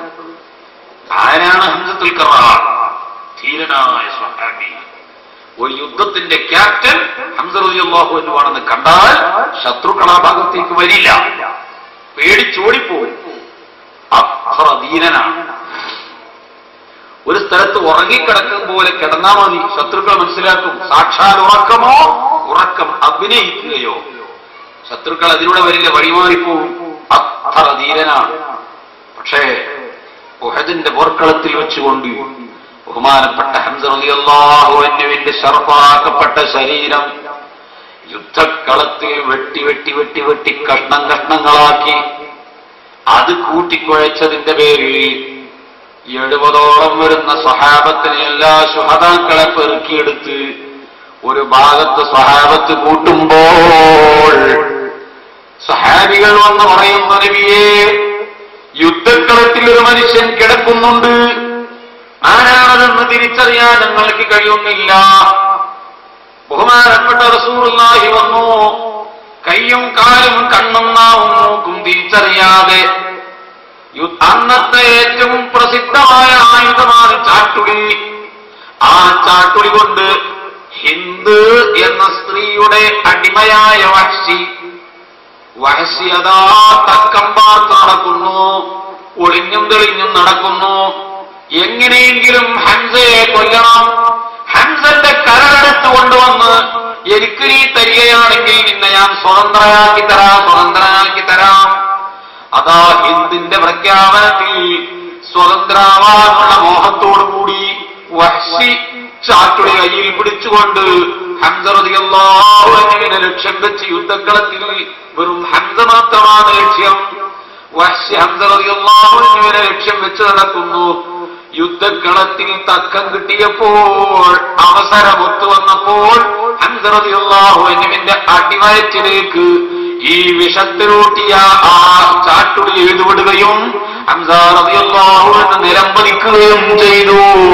ചുടുരക്തത്തിൽ കടന്ന പെടയുന്ന ശരീരത്തിലേക്ക് കയറിയിരുന്ന് മൂർച്ചയേറിയ കത്തി കൊണ്ട് കണ്ണു ചൂഴ്ന്നെടുത്തു, നാവ് മുറിച്ചെടുത്തു, കൈകാലുകൾ വെട്ടിമുറിച്ചു, ശരീരം ഇഞ്ചിഞ്ചായി മുറിച്ചു. വലിയ പാറക്കല്ലുകൾ കൊണ്ടുവന്ന് നെഞ്ചിലേക്കിട്ട് ഇടിച്ചു പൊളിച്ച് അതിന്റെ ഉള്ളിൽ നിന്ന് കരടെടുത്തുകൊണ്ട് ഒരീത്തപ്പന മട്ടനിൽ മാലയാക്കി കോർത്ത് ഹിന്ദിന്റെ കഴുത്തിൽ കൊണ്ടുപോയി ഇട്ട് കൊടുക്കുമ്പോ ഹിന്ദ് പറയുന്നു, വഹ്ശി, നിന്നെ ഞാൻ സ്വതന്ത്രയാക്കി. ഇത് കേൾക്കാനുള്ള മോഹം കൊണ്ടാണ് ഈ ചെയ്തത്. ഇസ്ലാമിന്റെ പ്രഗൽഭ നേതാവായ ഹംസ റളിയല്ലാഹു അൻഹുവിനെയാണ് ഈ ചെയ്തത്. ഉമർ റളിയല്ലാഹു അൻഹു ഇസ്ലാമിലേക്ക് വരുമ്പോ ധീരനാണ്. ഉമർ വരുന്നു എന്ന് കേട്ടാൽ പേടിക്കാത്താരും വന്നു ദുനിയാവിലില്ല. ഉമർ വരുന്നു പറയുമ്പോഴേക്ക് പേടിയാണ്. സ്വഹാബത്തിൽ നിന്ന് വളരെ കുറഞ്ഞ മെമ്പർമാരാണ്. അർത്ഥം റളിയല്ലാഹു അൻഹുവിന്റെ വീട്ടിൽ രഹസ്യമായി ഇരുന്നു കൊണ്ട് അല്ലാഹുവിന്റെ റസൂല് ദീൻ പഠിപ്പിച്ചു കൊടുക്കുന്ന ഖുർആൻ അല്പം ചില ആയത്തുകൾ ഇറങ്ങിയിട്ടുണ്ട്. ഇസ്ലാമിന്റെ തുടക്കമാണ്. അതാ സ്വകാര്യത്തിൽ ദാറുൽ അർഖമിൽ ഇരുന്നു കൊണ്ട് ഇസ്ലാം രഹസ്യമായി പഠിക്കുമ്പോഴാണ് അല്ലാഹുവിന്റെ റസൂലിന്റെ തലയെടുക്കാൻ വേണ്ടി കിസ്റയെയും കൈസറിനെയും ഞെട്ടിക്കുന്ന വിറപ്പിക്കുന്ന ധീരനായ ഉമർ വെട്ടിത്തിളങ്ങുന്ന വാളും കയ്യിൽ പിടിച്ചു വരുന്നു. സഹാബത്ത് കണ്ട്, നബിയേ, ഉമറല്ലേ ആ വരുന്നത്? ഉമറാണ് വരുന്നത്. ഉമർ വന്നു കഴിഞ്ഞാൽ നമ്മുടെ അവസാനം കുറിച്ചു, ഇവിടെ നമ്മുടെ അന്ത്യം തന്നെ. ബഹുമാനപ്പെട്ട റസൂലുള്ളാഹി സഹാബത്തിനെ ആശ്വസിപ്പിക്കുന്നു. ആരാണ് ധീരനായ ഉമറാണ് വരുന്നത്? ഇസ്ലാമിന്റെ കൊടിയ ശത്രുവാണ് വരുന്നത്. റസൂലുള്ളാഹിന്റെ തലയെടുത്ത് കൊണ്ടുവരുന്നവർക്ക്, മുഹമ്മദിന്റെ തലയെടുത്ത് കൊണ്ടുവരുന്നവർക്ക് 100 ഒട്ടകം സമ്മാനം വാഗ്ദത്തം ചെയ്യപ്പെട്ടിരിക്കുകയാണ്. 10 ലിറ്റർ പാല് കിട്ടുന്ന ഒരു പശുവിനെന്താ വില? 10 ലിറ്റർ പാല് കറക്കുന്ന ഒരു പശുവിന് നിങ്ങളുടെ നാട്ടിലെന്താ വില? 10,000 രൂപ കൊടുക്കണ്ടേ? അല്ലേ? 10,000 രൂപ. 80 ലിറ്റർ പാല് കിട്ടും ഒട്ടകത്തിന്. എത്ര രൂപ കൊടുക്കണം ഒരു ഒട്ടകത്തിന്? 80 ലിറ്റർ പാല് ഒരു സമയത്ത് കറക്കാം. ആ ഒട്ടകത്തിന് എത്ര കൊടുക്കേണ്ടി വരും? 100 ഒട്ടക സമ്മാനം. ഇതൊരു ചെറിയ സമ്മാനമാണ്. ഇതൊരു ചെറിയ സമ്മാനമാണോ? അത് മോഹിച്ചുകൊണ്ടാണ് ഉമർ റളിയല്ലാഹു അൻഹു ഊരിപ്പിടിച്ച വാളുമായിട്ട് അല്ലാഹുവിന്റെ റസൂലിനെ കൊല്ലാൻ വരുന്നത്. എല്ലാവരും പേടിച്ചിരിക്കുക. ഹംസ റളിയല്ലാഹു അൻഹു പറഞ്ഞു, അന്ന് ഹംസ റളിയല്ലാഹു അൻഹു അവിടെ ഉണ്ട്. ഹംസ പറഞ്ഞു, സമാധാനിക്കും. റസൂലുള്ളാഹി പറഞ്ഞു, നിങ്ങൾ സമാധാനിക്കും. റസൂലുള്ളാഹിയോടും സഹാബത്തിനോടും ഹംസ റളിയല്ലാഹു അൻഹു പറഞ്ഞു, നബിയെ തങ്ങളവിടെ പോയിരിക്ക്, സമാധാനിച്ചിരിക്കും മക്കളെ. ഗേറ്റിങ്കൽ ഹംസ റളിയല്ലാഹു അൻഹു പോയി നിന്നു. ഉമർ റളിയല്ലാഹു ഗേറ്റിൽ കടന്ന ഉടനെ ഹംസ റളിയല്ലാഹു പറഞ്ഞു, ഉമറേ, നിന്റെ വരവിന്റെ പിന്നിൽ സദുദ്ദേശമാണെങ്കിൽ നിനക്ക് നന്ന്, വല്ല ദുരുദ്ദേശവും നിന്റെ വരവിന്റെ പിന്നിലുണ്ടെങ്കിൽ ഹംസ ഇവിടെ ഉണ്ടെന്ന കാര്യം മറക്കല്ലേ എന്ന് പറയാൻ അന്ന് ധീരനായ ഉമറിന്റെ മുഖത്ത് നോക്കി പറയാൻ ധൈര്യമുള്ളൊരു വ്യക്തി അറബ് ലോകത്തുണ്ടെങ്കിൽ ഹംസ റളിയല്ലാഹു അൻഹു മാത്രമാണ്. അത്ര ധീരനായ ഹംസ റളിയല്ലാഹു അൻഹുവാണ് നിഷ്ഠൂരം ഉഹദിന്റെ രണാങ്കണത്തിൽ കൊല്ലപ്പെടുന്നത്. ചരിത്രത്തിൽ ഒരു ചോദ്യചിഹ്നമല്ലേ ഹംസക്ക് എന്ത് പറ്റി? ഹംസ റളിയല്ലാഹു അൻഹു എന്ത് സംഭവിച്ചു? ഇത് ചരിത്രത്തിൽ ഒരു ചോദ്യമല്ലേ? എന്താണ് ഇതിന്റെ മറുപടി? പ്രിയപ്പെട്ട സഹോദരങ്ങളെ, ഈ വിധത്തിൽ ഹംസ റളിയല്ലാഹു അൻഹു കിടക്കുന്നത് കണ്ടിട്ട് സഹാബത്ത് ആരെ തിരിച്ചറിയാതെ വിഷമിക്കുകയാണ്. അപ്പോഴതാ ബഹുമാനപ്പെട്ട റസൂലുള്ളാഹി ഓടി വന്നു. ശരീരത്തിന്റെ മാംസകഷ്ണങ്ങൾ ഓരോന്നെടുത്തിട്ട് റസൂൽ ഇങ്ങനെ പരിശോധിച്ചപ്പോൾ ഇടതുവാരിയലിന്റെ സൈഡിൽ ഒരു മുറിവിന്റെ കല കണ്ടുകൊണ്ട് ഹംസ റളിയല്ലാഹു അൻഹു ആണെന്ന് റസൂൽ മനസ്സിലാക്കി. റസൂലുള്ളാഹിന്റെ എളാപ്പയല്ലേ, റസൂലുള്ളാഹിന്റെ പിതാവിന്റെ അനിയനല്ലേ, സഹോദരനല്ലേ? അല്ലാഹുവിന്റെ റസൂലിന്റെ എളാപ്പയായ ഹംസ റളിയല്ലാഹു അൻഹുവിന്റെ ശരീരം നബിക്ക് പരിചയമുണ്ട്. ഇടതുവാരിയലിന്റെ സൈഡിൽ ഒരു മുറിവിന്റെ അടയാളമുണ്ട്. അത് കണ്ടു മനസ്സിലാക്കി എന്റെ ഹംസയാണ് ഈ കിടക്കുന്നത്. ഈ വിധത്തിലുള്ളൊരു ഷഹാദത്തിനെന്താ കാരണം? ഉഹദിലേക്ക് പോകുന്ന സമയത്ത് വഴിയിൽ വെച്ച് 300 മുനാഫിഖുകൾ പിന്തിരിഞ്ഞു. വലിയ സംഭവമാണെന്ന് ഞാനൊന്നും വിശദീകരിക്കുകയല്ല. 300 മുനാഫിഖുകൾ പിന്തിരിഞ്ഞപ്പോൾ റസൂലുള്ളാഹി കേണപേക്ഷിച്ചു, നിങ്ങൾ വാ, യുദ്ധമൊന്നും ചെയ്യണ്ട, നിങ്ങളവിടെ വന്നു നിന്നാ മതി, അകതുറുകൂസ് ഉണ്ടായാൽ മതി, നിങ്ങളുടെ തലയെണ്ണ കാണിച്ചാൽ മതി, എന്നാ ഞങ്ങൾക്ക് ഇതൊരു ആശ്വാസമാണ്, യുദ്ധത്തിന് വാ. അവർ റസൂലുള്ളാഹി കേണപേക്ഷിച്ചിട്ടും അവർ സഹാബത്തിന്റെ മുൻപോട്ടുള്ള ഗമനത്തെ മടുപ്പിക്കുമാർ വഴിയിൽ നിന്ന് പിന്തിരിഞ്ഞു. അല്ലാഹു റസൂൽ പറഞ്ഞു, ഇനി ഇങ്ങനെ പോയാൽ പറ്റില്ല, ഇനി അല്പം സ്കൗട്ടും പരിപാടിയൊക്കെ ആയിട്ട് പോകണം. സഫൊക്കെ ശരിപ്പെടുത്തി അത് സ്റ്റഡിയായി ഒരു പ്രത്യേക വാണിങ്ങോടുകൂടി അല്ലാഹു റസൂൽ അവരെ നയിക്കുകയാണ്. അങ്ങനെ ആ സഫ് വരിവരിക്കിങ്ങനെ നിർത്തും. കുട്ടികളൊന്നും വേണ്ട, വലിയവര് മതി, പ്രത്യേകം സജ്ജമായവർ മാത്രം മതി എന്നൊക്കെ പറഞ്ഞിട്ട് റസൂലുള്ളാഹി വരിങ്ങനെ ശരിപ്പെടുത്തിക്കൊണ്ട് നിൽക്കുമ്പോ ഹംസ റളിയല്ലാഹു അൻഹു ഒരൊറ്റ ദുആയാണ്, പടച്ചവരെ ഈ മുൻനിരയിൽ നിൽക്കുന്നത് ആരാണ്? സിദ്ദീഖ് റളിയല്ലാഹു അൻഹു ആണ്. ഉള്ള സമ്പത്ത് മുഴുവനും ദീനിന് കൊടുത്തു. ഉസ്മാൻ റളിയല്ലാഹു അൻഹു ആകുന്ന വലിയ മുതലാളി, വലിയ സമ്പന്നൻ, അല്ലാഹുവിന്റെ ദീനിന് പണമാകെ ചെലവ് ചെയ്തിട്ട് മുഴുവൻ കൊടുത്തു. ഈ മുമ്പിൽ നിൽക്കുന്ന അബൂദർ ഗിഫാരി എല്ലാം അല്ലാഹുവിന്റെ ദീനിന് വേണ്ടി കൊടുത്തതാണ്. ഇവരൊക്കെ സംഭാവന ചെയ്തവരാണ് നിന്റെ ദീനിന് വേണ്ടി. അവർ നിസ്കരിച്ചു, ഞാനും നിസ്കരിച്ചു. അവര് ഖുർആനോടി, ഞാനും ഖുർആനോടി. അവര് വിക്രമല്ലേ, ഞാനും വിക്രമല്ലേ. അവർ നോമ്പരട്ടിച്ചു, ഞാനും നോമ്പരട്ടിച്ചു. അവർ ദീനിന് പ്രവർത്തിച്ചു, ഞാനും പ്രവർത്തിച്ചു. അവരെല്ലാം അവർ ചെയ്തതൊക്കെ ഞാനും ചെയ്തിട്ടുണ്ട്. നാളെ പരലോകത്ത് അവർ സ്വർഗത്തിലേക്ക് കുതിച്ച് ചാടി ഓടും. കാരണം അവർ നിന്റെ ദീനിന് സംഭാവന കൊടുത്തവരാണ്, പണം കൊടുത്തവരാണ്, നിന്റെ ദീനിനെ പണം കൊണ്ട് സഹായിച്ചവരാണ്. അതാ അത് എനിക്ക് ചെയ്യാൻ കഴിഞ്ഞിട്ടില്ല. ഹംസ 10 പൈസക്ക് വകയില്ലാത്തവനാണ്, 10 രൂപക്ക് വകയില്ലാത്തവൻ. നാളെ പരലോകത്ത് നീ അവരെയൊക്കെ സ്വർഗത്തിലേക്ക് കുതിച്ചോടുമ്പോ നിസ്കരിച്ചു, നോമ്പ് നോറ്റു, സക്കാത്ത് കൊടുത്തു, ഹജ്ജ് ചെയ്തു, ഖുർആനോദി, ദിക്ർ ചൊല്ലി എന്നതുകൊണ്ട് അവരൊക്കെ സ്വർഗത്തിലേക്ക് കുതിക്കുമ്പോൾ ഹംസ പുറകോട്ട് നിൽക്കും. ഒരു വിഷയത്തിൽ ധർമ്മം കൊടുത്തതിന്റെ പേരിൽ അവര് സ്പീഡിൽ പോകുമ്പോ ഹംസ ധർമ്മം കൊടുത്തവനല്ല, അതിനുള്ള വക എന്റെ കയ്യിലില്ല. അതുകൊണ്ട് അക്കാരണത്താൽ നാളെ അവരൊക്കെ വളരെ വേഗത്തിൽ സ്വർഗത്തിലേക്ക് കുതിക്കുമ്പോ കയ്യും കെട്ടി നോക്കി നിൽക്കേണ്ട ഒരു ഗതിയാണ് ഹംസക്ക് വരുത്തല്ലേ മറക്കാനെ. ആ സമ്പത്തിനേക്കാളും ഞാൻ ആഗ്രഹിക്കുന്ന എന്റെ ഭൗതിക ശരീരം, ലൻ തനാലുൽ ബിർറ ഹത്താ തുൻഫിഖൂ മിമ്മാ തുഹിബ്ബൂൻ, നിങ്ങൾ ഏറ്റവും കൂടുതൽ സ്നേഹിക്കുന്നത് അല്ലാഹുവിന്റെ ദീനിന് ചെലവ് ചെയ്യുക എന്നല്ലേ റബ്ബിന്റെ കൽപ്പന. ഞാൻ ഏറ്റവും കൂടുതൽ സ്നേഹിക്കുന്നത് എന്റെ ശരീരമാണ്. എന്റെ കണ്ണിന് അസുഖം വന്നാൽ പണം കൊടുത്ത് ഞാൻ എന്റെ കണ്ണ് തിരിച്ചെടുക്കും. എന്റെ കയ്യിന് അസുഖം ബാധിച്ചാൽ എന്റെ പണം കൊടുത്ത് ഞാൻ കൈ തിരിച്ചെടുക്കും. എന്റെ കാലിന് അസുഖം വന്നാൽ പണം കൊടുത്ത് എന്റെ കാല് ഞാൻ തിരിച്ചെടുക്കും. പണമല്ല വലുത്, എന്റെ ശരീരമാണ്.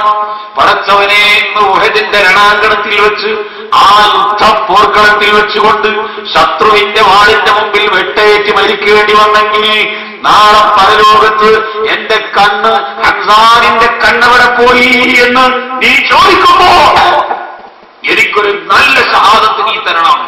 ഹംസ, നിന്റെ കൈയോടെ പോയി, നിന്റെ കാലോടെ പോയി, ഒന്നിലും എനിക്കൊരു കുറവ് വരരുത്.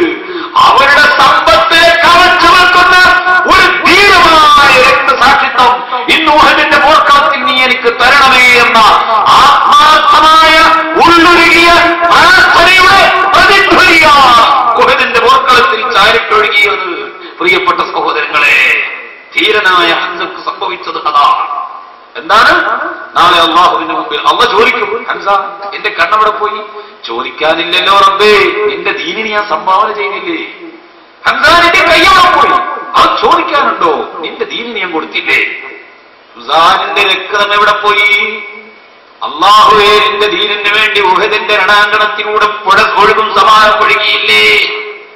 എന്റെ ഉള്ളിനുള്ളിൽ കിടക്കുന്ന കരട് പോലും കടിച്ച് തുപ്പി പാട്ടുപാടി നടക്കാൻ, എന്റെ തലത്തൊട്ടി മുറിച്ചെടുത്തുകൊണ്ട് കള്ളുമാറുന്ന സത്യ നടത്തി ഉല്ലസിക്കാൻ നിന്റെ ഉഹദിന്റെ രണാങ്കണത്തിൽ ഹംസന്റെ ശരീരത്തിന്റെ ഓരോ കഷ്ണങ്ങൾക്കും ഷഹാദത്തിന് ഭാഗ്യം ലഭിച്ചില്ലേ പടച്ചവനെ എന്ന് നാളെ പരലോകത്ത് ഹംസ റളിയല്ലാഹു അൻഹു പറയുമ്പോ ആ ഒഴുകിയ രക്തക്കട്ട കാണിച്ചു കൊടുത്തുകൊണ്ട് ദീനിന്റെ ഷഹാദത്ത് കൊണ്ട് സ്വർഗത്തിൽ പോകുമ്പോ അവരുടെ അനുയായികളായി അവകാശപ്പെടുന്ന നാം നമ്മുടെ ഒരു വാക്ക് ദീനിനെ തകർക്കുന്നതാണ്.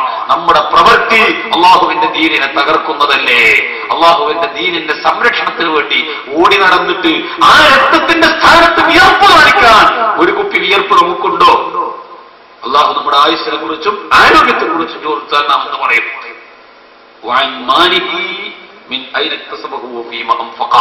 ഞാൻ ദീർഘിപ്പിക്കുന്നില്ല, ചുരുക്കുകയാണ്. ഇതും കൂടി അങ്ങ് പറയട്ടെ, ബാക്കി ഇൻഷാ അല്ലാഹ് നാളെ.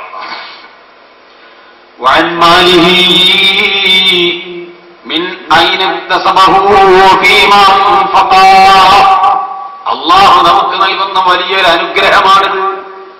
പടച്ച റബ്ബ് നമുക്ക് നൽകിയ ഏറ്റവും വലിയൊരു അനുഗ്രഹമല്ലേ ഇത്? ഈ ദുന്യാവിലേക്ക് നാം കടന്നു വന്ന സമയത്ത് നമ്മുടെ ശരീരത്തിൽ കെട്ടുന്ന ഒരു നൂല് പോലും ഇല്ല.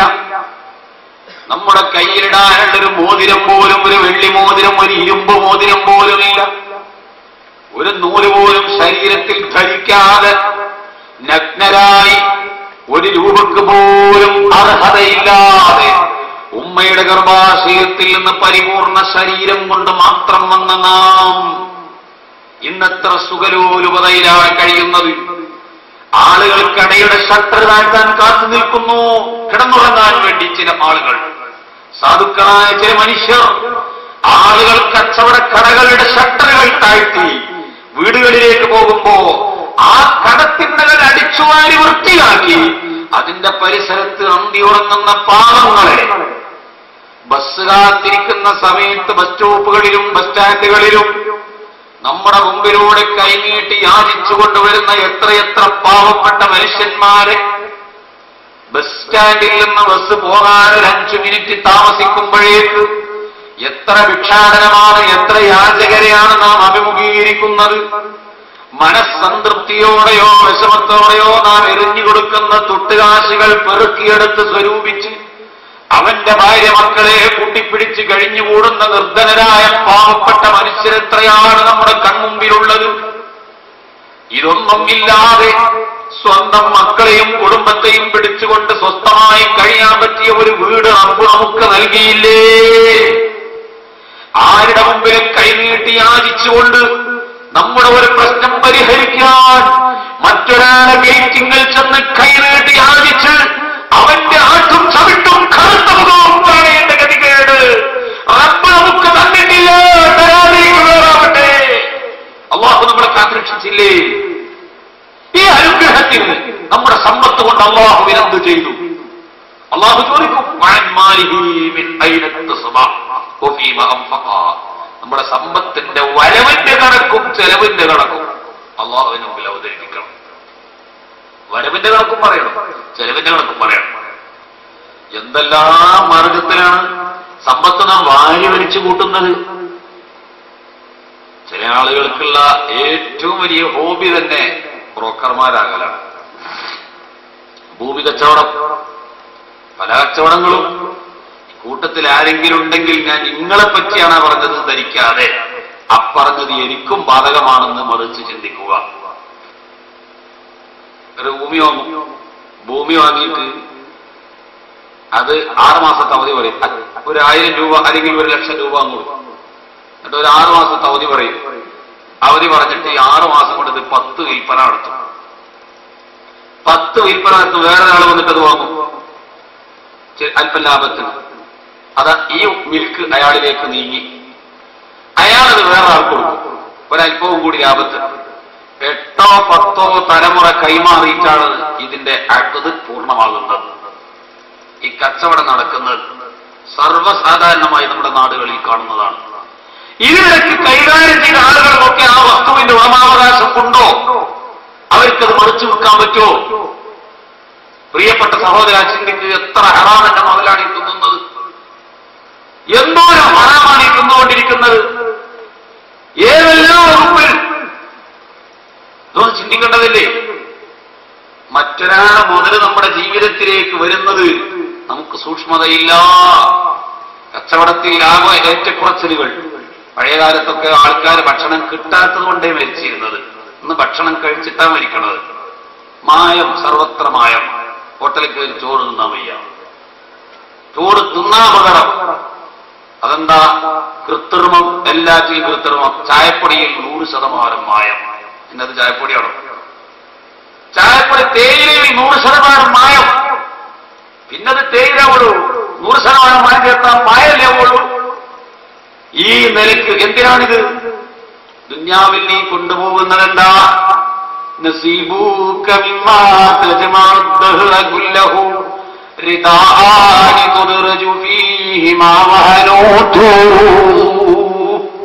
2-3 തുണിക്കഷ്ണമല്ലാതെ എല്ലാം ഇവിടെ ഉപേക്ഷിച്ചിട്ട് കൊണ്ടുപോകണ്ടയോ?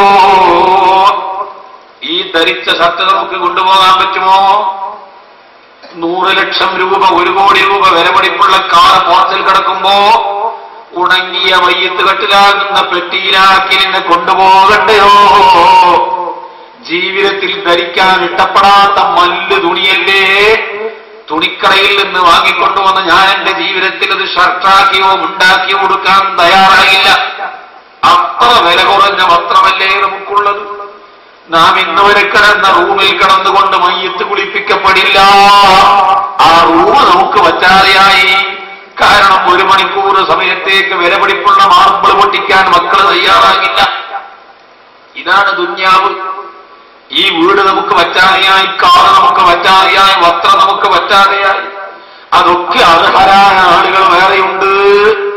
3 കഷ്ണം തുണി നമുക്ക് പൊതിയപ്പെടാൻ. എന്നാൽ 1 കഷ്ണം തുണിയാണ് നമുക്ക് ഏറ്റവും പൂർണ്ണമായ അവകാശവും ധൈര്യവും പറയാനുള്ളത്. 2 കഷ്ണം എക്സ്ട്രാ ബാക്കിയുള്ളത് തടയാൻ ആൾക്കാരുണ്ട് ഇവിടെ. അവരത് തടഞ്ഞത് തന്നെ. 1 കഷ്ണം തുണി ആർക്കും തടയാൻ അവകാശമില്ല. ഹക്കുള്ള അത് തടയാൻ ആർക്കും അവകാശമില്ല. 1 കഷ്ണം തുണി, അതാ ദുന്യാവ്. അതിനാണ് ഈ വാരി വെച്ച് കൂട്ടിയത്. എന്ത്? അന്യന്റെ മുതല് മറ്റൊരാളെ മുതല് കവർച്ച ചെയ്തെടുക്കുന്നതിന്. ഇവിടെ വീട് കിടക്കുന്ന വസ്തു എന്റേതാണോ അല്ലേ? എനിക്ക് തോന്നുന്നു എന്റേതാണെന്ന്, പക്ഷേ എനിക്ക് ഉറപ്പില്ല. നമ്മൾ എടുത്തുകൂടാ.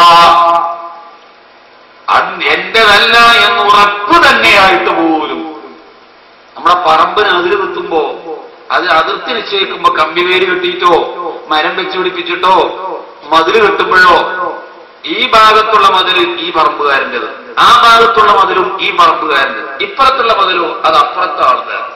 അപ്പൊ ഈ ഭാഗത്തുള്ള മതില് അല്പം അങ്ങോട്ട് കയറ്റി വെച്ചാൽ ഇത്രയും സ്ഥലം എനിക്ക് കിട്ടുമല്ലോ. ആ മതില് അപ്പുറത്തേക്ക് നീക്കി വെച്ചാൽ ആ മതിൽ നിൽക്കുന്ന സ്ഥലം എനിക്കായി കിട്ടും. 1 അടി സ്ഥലം കൂടുതൽ കിട്ടും. 1 അടി സ്ഥലമാണ് ഇവിടെ കൂടുതൽ കിട്ടിയതെങ്കിൽ 10,000 അടി അള്ളാഹുവിന്റെ അടുക്കൽ നാളെ വാങ്ങേണ്ടി വരും. അന്യന്റെ മുതൽ നിസ്സാരം.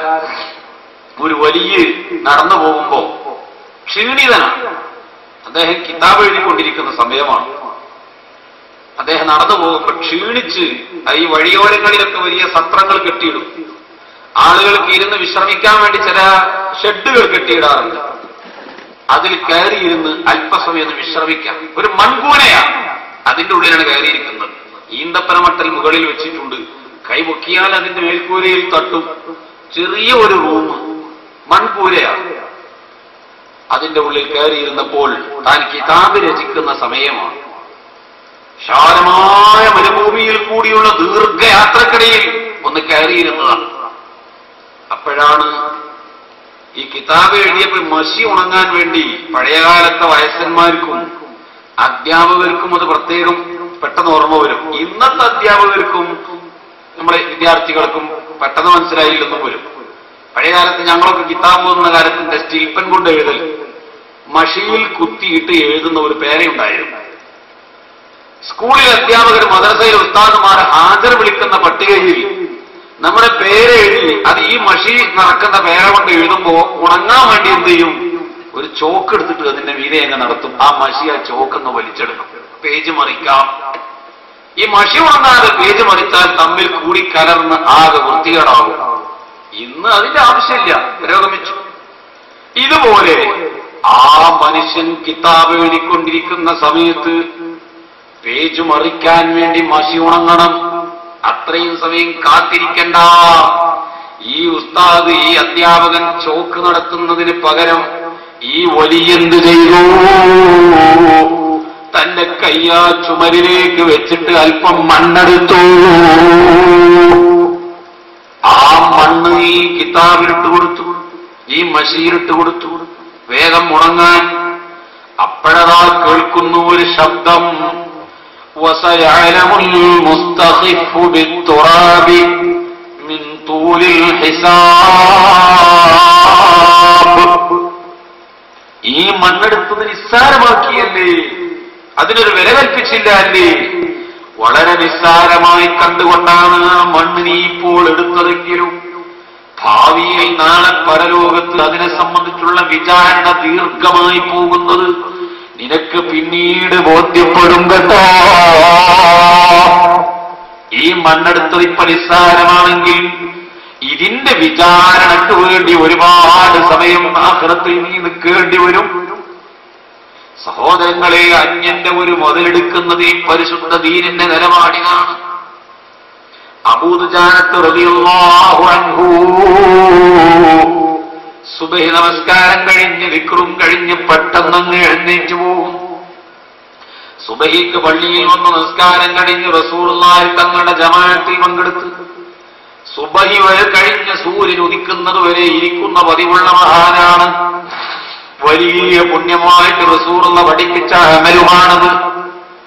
സുബഹി നിസ്കാരം കഴിഞ്ഞ് ദിക്ർ ഖുർആനുമായി ബന്ധപ്പെട്ട് സൂര്യോദയം വരെ അവിടെ തന്നെ ഇരിക്കുന്ന ആളുകൾക്ക് അല്ലാഹുവിന്റെ റസൂൽ അതിരറ്റ കണക്കല്ലാത്ത പ്രതിഫലം വാഗ്ദത്തം ചെയ്തിട്ടുണ്ട്.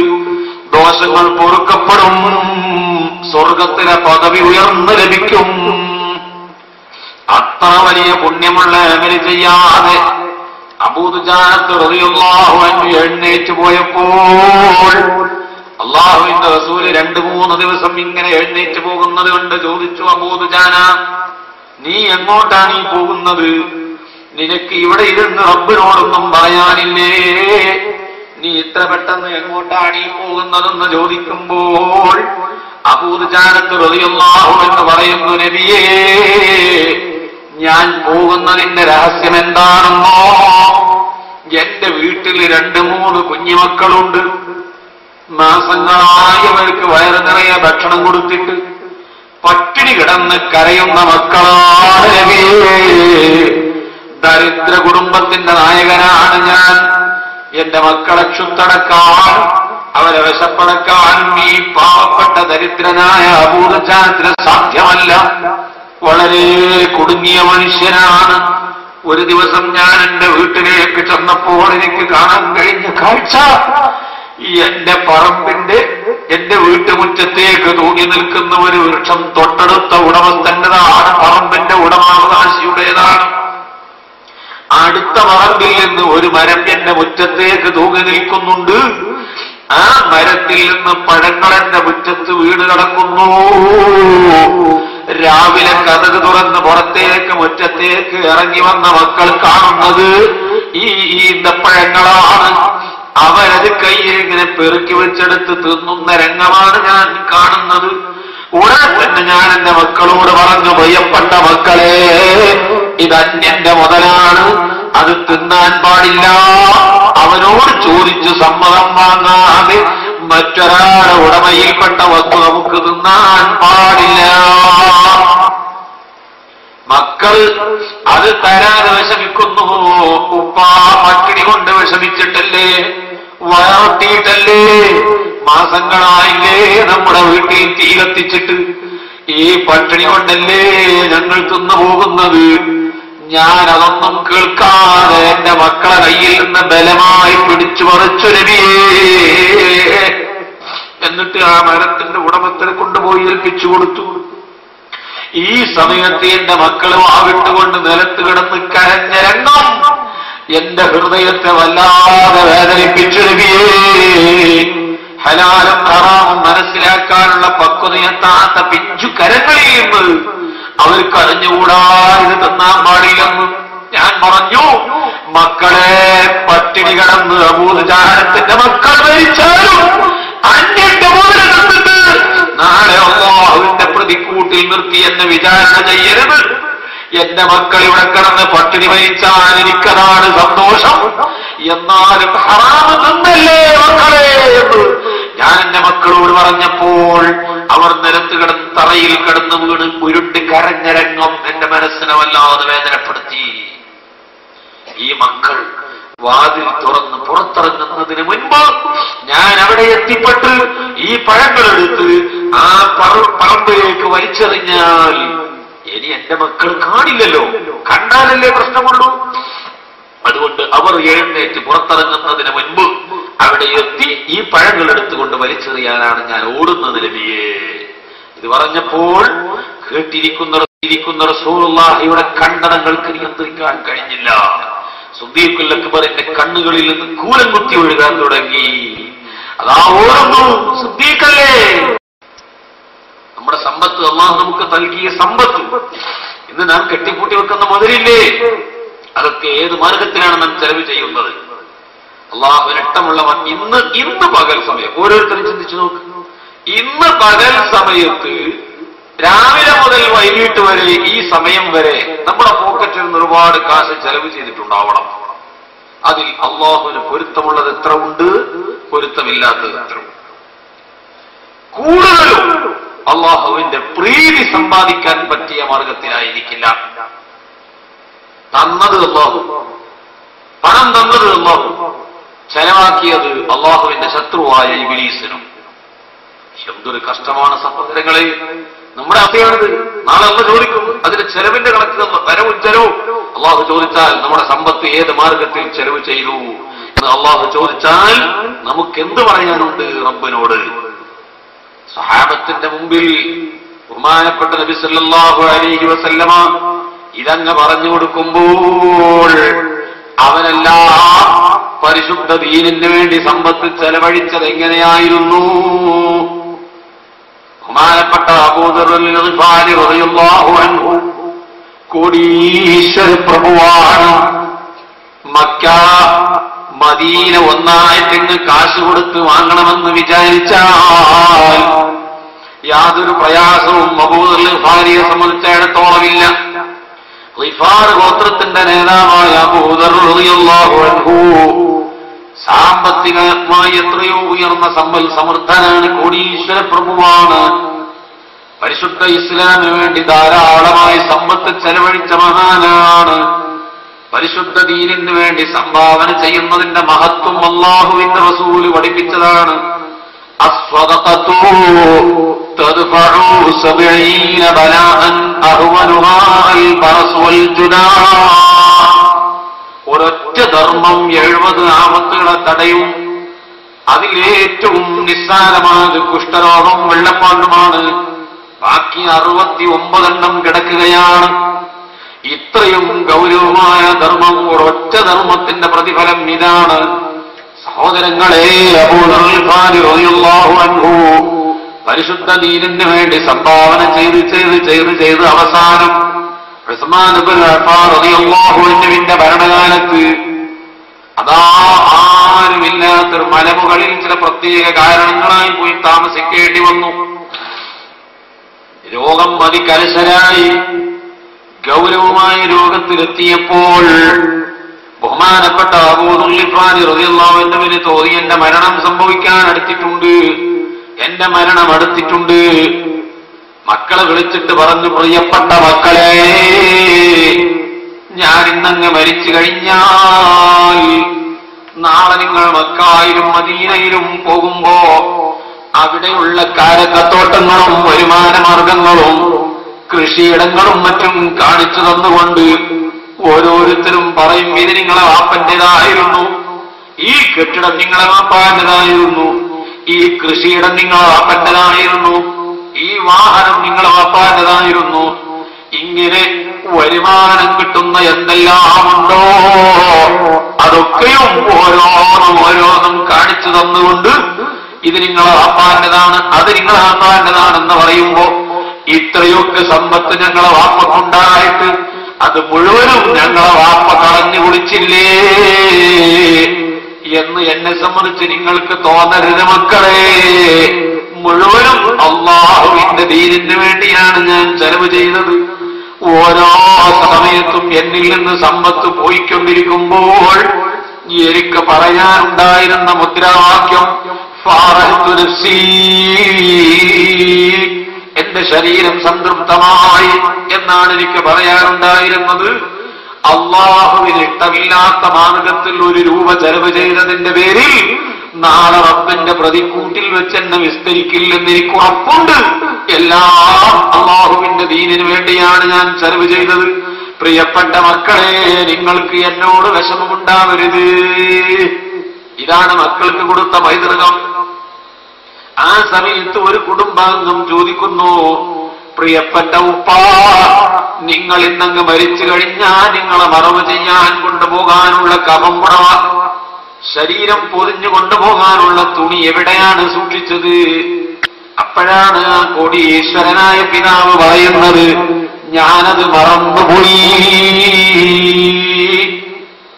എന്നെ മരിച്ചിട്ട് കഫം ചെയ്യാൻ കൊണ്ടുപോകാനുള്ള തുണി സൂക്ഷിക്കാൻ ഞാൻ മറന്നുപോയി. പക്ഷേ നിങ്ങൾ പേടിക്കേണ്ട മക്കളെ, അല്ലാഹു എവിടെയും സഹായമെത്തിക്കുന്നവനാണ്. ഞാൻ ഇന്ന് മരിച്ചു കഴിഞ്ഞാൽ എന്റെ മയ്യത്തും താങ്ങിപ്പിടിച്ച് ഞാൻ പറയുന്ന സ്ഥലത്ത് ഇന്ന ഇടവഴിയിൽ കൊണ്ടുപോയിട്ട് നിങ്ങൾ വെക്കണം, മലഞ്ചെരുവിൽ കൊണ്ടുപോയി വെക്കണം. ഏതെങ്കിലും മുസ്ലിമീങ്ങൾ അതിലൂടെ കടന്നു വരും. ഞാൻ പറയുന്ന ഈ വാക്ക് നിങ്ങളങ്ങ് വിളിച്ചു പറഞ്ഞാൽ മതി, യാ മഅശറൽ മുസ്ലിമീൻ ഹാദിഹി ജനാസത്തു ഹബീബ് റസൂലില്ലാഹ്. ഇത് നിങ്ങളങ്ങ് വിളിച്ചു പറഞ്ഞാൽ എന്നെ പരിചയമുള്ള ആരും എന്നെ മറവ് ചെയ്യാതെ പോകില്ല. പറഞ്ഞ പോലെ ആ പിതാവ് അബൂ ദർ ഗിഫാരി റളിയല്ലാഹു അൻഹു ഒന്ന് മരണപ്പെടുകയും പിറ്റേ ദിവസം മക്കൾ ആ വാപ്പയുടെ കോടീശ്വരന്റെ ജനാസയും എടുത്ത് മയ്യത്തും എടുത്തുകൊണ്ട് വാപ്പ പറഞ്ഞ പോലെയുള്ള സ്ഥലത്ത് കൊണ്ടുപോയി വെച്ചു. ഉച്ചയായിട്ടും ആരും വരുന്നത് കാണുന്നില്ല.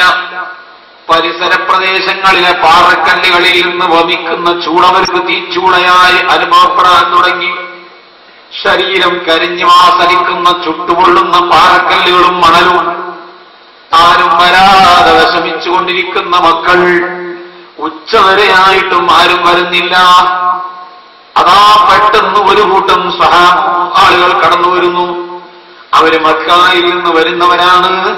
മദീനയിലേക്കുള്ള വഴിയിലേക്ക്, ഊടുവഴിയിലേക്ക് കടന്നപ്പോൾ ഹജ്ജ് കഴിഞ്ഞ് വരുന്നവരാണ്, മദീനത്തേക്ക് പോകുന്നവരാണ്, മുസ്ലിമീങ്ങളാണ്, സ്വഹാബത്തിൽപ്പെടും എന്ന് മനസ്സിലാക്കിക്കൊണ്ട് മക്കളങ്ങ് വിളിച്ചു പറഞ്ഞു.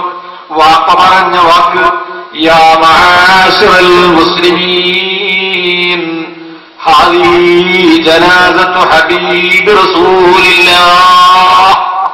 മുസ്ലിം സമൂഹമേ, ഈ കാണുന്ന ജനാസ ആരുടേതാണെന്ന് നിങ്ങൾക്കറിയുമോ? അള്ളാഹുവിന്റെ റസൂലിന്റെ ഹബീബായ ഒരു മനുഷ്യന്റെ ജനാസയാണ് ഈ കിടക്കുന്നത്. ഇത് സംസ്കരിക്കാൻ ഞങ്ങൾക്ക് സാധിക്കുന്നില്ല, കഴിവില്ല എന്നർത്ഥത്തിൽ അവരൊന്ന് വിളിച്ചു പറഞ്ഞപ്പോൾ, പടച്ച റബ്ബേ, ആരാണ് റസൂലുള്ളാഹിന്റെ ഒരു ഹബീബ് ഇവിടെ വരുന്നത് എന്ന നിലയ്ക്ക് കൂട്ടത്തിലുണ്ടായിരുന്ന അബ്ദുല്ലാഹ് ഇബ്നു മസ്ഊദ് റളിയല്ലാഹു അൻഹു ഓടി വന്നിട്ട് മുഖമങ്ങ് നോക്കിയപ്പോൾ കണ്ട കാഴ്ച തന്റെ മനസ്സിനെ നിയന്ത്രിക്കാൻ, കണ്ണുകളെ നിയന്ത്രിക്കാൻ കഴിയാതെ കണ്ണിൽ നിന്ന് രക്തപ്രവാഹമാണ്, കണ്ണുനീർ കണങ്ങൾ വറ്റി രക്തം വരുമാൻ കരഞ്ഞുകൊണ്ട് ബഹുമാനപ്പെട്ട അബ്ദുല്ലാഹ് ഇബ്നു മസ്ഊദ് റളിയല്ലാഹു അൻഹു ആരാണ് ഈ കിടക്കുന്നത്? അനേകം യതീമുകളെ സംരക്ഷിക്കുന്നതിൽ, അനേകം വിധവകളെ വായിക്കുന്നതിൽ, അനേകം പാവപ്പെട്ടവരെ സംരക്ഷിക്കുന്നതിൽ, അനേകം ഫുതുഹാത്തുകൾ നേടിയെടുക്കുന്നതിൽ, അനേകം ഇസ്ലാമിന്റെ പ്രവർത്തനത്തിന് വേണ്ടി സമ്പത്ത് ചെലവഴിച്ച കൂമ്പാരത്തിന്റെ പട്ടിക നേരിട്ട് കണ്ടെത്തിற்கு സാക്ഷിയായ അബ്ദുല്ലാഹ് ഇബ്നു മസ്ഊദ് റളിയല്ലാഹു അൻഹു ഈ കോടീശ്വര പ്രഭുവിന്റെ ചരിത്രം പറഞ്ഞ് പ്രസംഗിക്കുകയും എല്ലാവരും കൂടി പിരിവെടുത്തുകൊണ്ട് ആ കോടീശ്വരനെ ആറടി മണ്ണിന്റെ ഉള്ളിൽ മറവ് ചെയ്തു എങ്കിൽ നാളെ അല്ലാഹു ചോദിക്കും,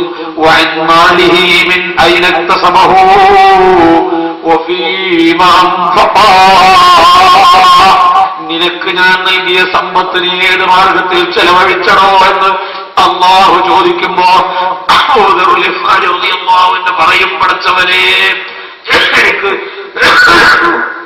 നീ നൽകിയ സമ്പത്ത് മുഴുവനും നിന്റെ മാർഗത്തിൽ ചെലവ് ചെയ്താണ്, ഒരു രൂപ ബാക്കി വെക്കാതെ ഞാൻ എന്റെ ഹദ്റത്തിലേക്ക് വന്നിട്ടുള്ളതെന്ന് പറയുമ്പോൾ ഇന്ന് പണത്തിന്റെ മുകളിൽ പറന്നുല്ലസിക്കുന്ന ദുനിയാവിന്റെ സുഖാഡംബരങ്ങൾ മുഴുവനും അനുഭവിക്കുന്ന നാം മിനുസമേറിയ 10 പഞ്ഞിയുടെ മെത്തയിൽ കിടക്കുന്നെങ്കിൽ, പോലീസ് ചെയ്ത വളരെ വിലപിടിപ്പുള്ള കട്ടിലുകളിൽ കിടക്കുന്നെങ്കിൽ, നല്ല സുഖമായ ശീതീകരിച്ച കാറുകളിൽ യാത്ര ചെയ്യുന്നെങ്കിൽ, എന്നെയും നിങ്ങളെയും കൊണ്ടുപോയി വെക്കാനുള്ള പള്ളിപ്പറമ്പിലെ 6 അടി മണ്ണാകുന്ന ഖബറിന്റെ ഉള്ളു വെറും മണ്ണാണ്. ഈ രാജ്യത്തെ ഫഹദ് രാജാവിനെ കൊണ്ടുപോയി വെച്ചതും അതേ മണ്ണിലാണ്, നമ്മെ കൊണ്ടുപോയി വെക്കുന്നതും അതേ മണ്ണിലാണ്. ദുനിയാവിന്റെ നിങ്ങൾ എനിക്ക് നന്ദി ചെയ്താൽ നിങ്ങൾക്ക് ഞാൻ കൂടുതൽ കൂടുതൽ തരും, നിങ്ങൾ എനിക്ക് നന്ദി ചെയ്താൽ ഞാൻ നിങ്ങൾക്ക് കൂടുതൽ കൂടുതൽ തരും. കഫർതും, നിങ്ങൾ എന്നെ ധിക്കരിച്ചാൽ എന്റെ ശിക്ഷ കഠോരമായ മറക്കണ്ട, എന്റെ ഗൗരവമായ ശിക്ഷ മറക്കണ്ട, അത് ഓർത്തോ. അല്ലാഹു തആല പറയും, ശാഫിഈ ഫുഖഹാന്റെ കൂട്ടത്തിൽ, ശാഫിഈ കർമ്മശാസ്ത്ര പണ്ഡിതന്മാരിൽ ഏറ്റവും കൂടുതൽ ജീവിച്ചത് അബൂ ശുജാ റളിയല്ലാഹു അൻഹു ആണ്. 160 വയസ്സ്. 160 വയസ്സിലാണ് അബൂ ശുജാ റളിയല്ലാഹു അൻഹു വഫാത്താകുന്നത്. ഒരൊറ്റ രോമം നരച്ചിട്ടില്ല, ഒരു പല്ല് ഒടിഞ്ഞു പോയിട്ടില്ല, കാതിന് കേൾവിക്ക് കുറവില്ല, കണ്ണിന്റെ കാഴ്ച ശക്തി പ്രാപിച്ചു വരുന്നു, എല്ലാം സജീവം, ശരീരം ചുക്കിച്ചുളിഞ്ഞിട്ടില്ല, മൃദുലമായ മനോഹരമായ ശരീരം. മറ്റു പണ്ഡിതന്മാർ ചോദിച്ചു, അല്ല അബൂ ശുജാ, എന്താണ് താങ്കൾക്ക് എന്തൊരു പ്രത്യേകത? ബഹുമാനപ്പെട്ട അബൂ ശുജാ റളിയല്ലാഹു അൻഹു പറയുന്നു, ഞാൻ അല്ലാഹുവിനെ നന്ദി ചെയ്തപ്പോൾ അല്ലാഹു എനിക്ക് വർദ്ധനവ് തന്നു, അല്ലാഹുവിനെ ഞാൻ നന്ദി ചെയ്തപ്പോൾ അല്ലാഹു എനിക്ക് കൂടുതൽ തന്നു. സഹീഹുൽ ബുഖാരിയുണ്ട് 3 ആളുകളെ അല്ലാഹു പരിശോധിച്ചൊരു കഥ, ആടിനെയും സൗകര്യങ്ങളും കൊടുത്തു. അതുകൂടി ഞാൻ പറയുമ്പോഴേക്ക് വളരെ നീണ്ടുപോകും. ഇൻഷാ അല്ലാഹ് വളരെ പ്രയാസപ്പെട്ടുകൊണ്ട് എന്റെ ശബ്ദമടച്ച് ഇത്രയും സമയം ഞാൻ സംസാരിച്ചതിൽ നിങ്ങളുടെ ആ ശ്രദ്ധയും സന്തോഷവും ഇത്രയും സമയം എന്നെ ഇത് സംസാരിക്കാൻ പ്രേരിപ്പിച്ചു. അല്ലാഹു സുബ്ഹാനഹു വ തആല ഈ പറഞ്ഞ ഓരോ അക്ഷരങ്ങളും ആഖിറത്തിൽ മീസാൻ എന്ന തുലാസിൽ ഭാരം തൂങ്ങുന്ന അമലായി നമുക്ക് കാണിച്ചു തരുമാറാവട്ടെ.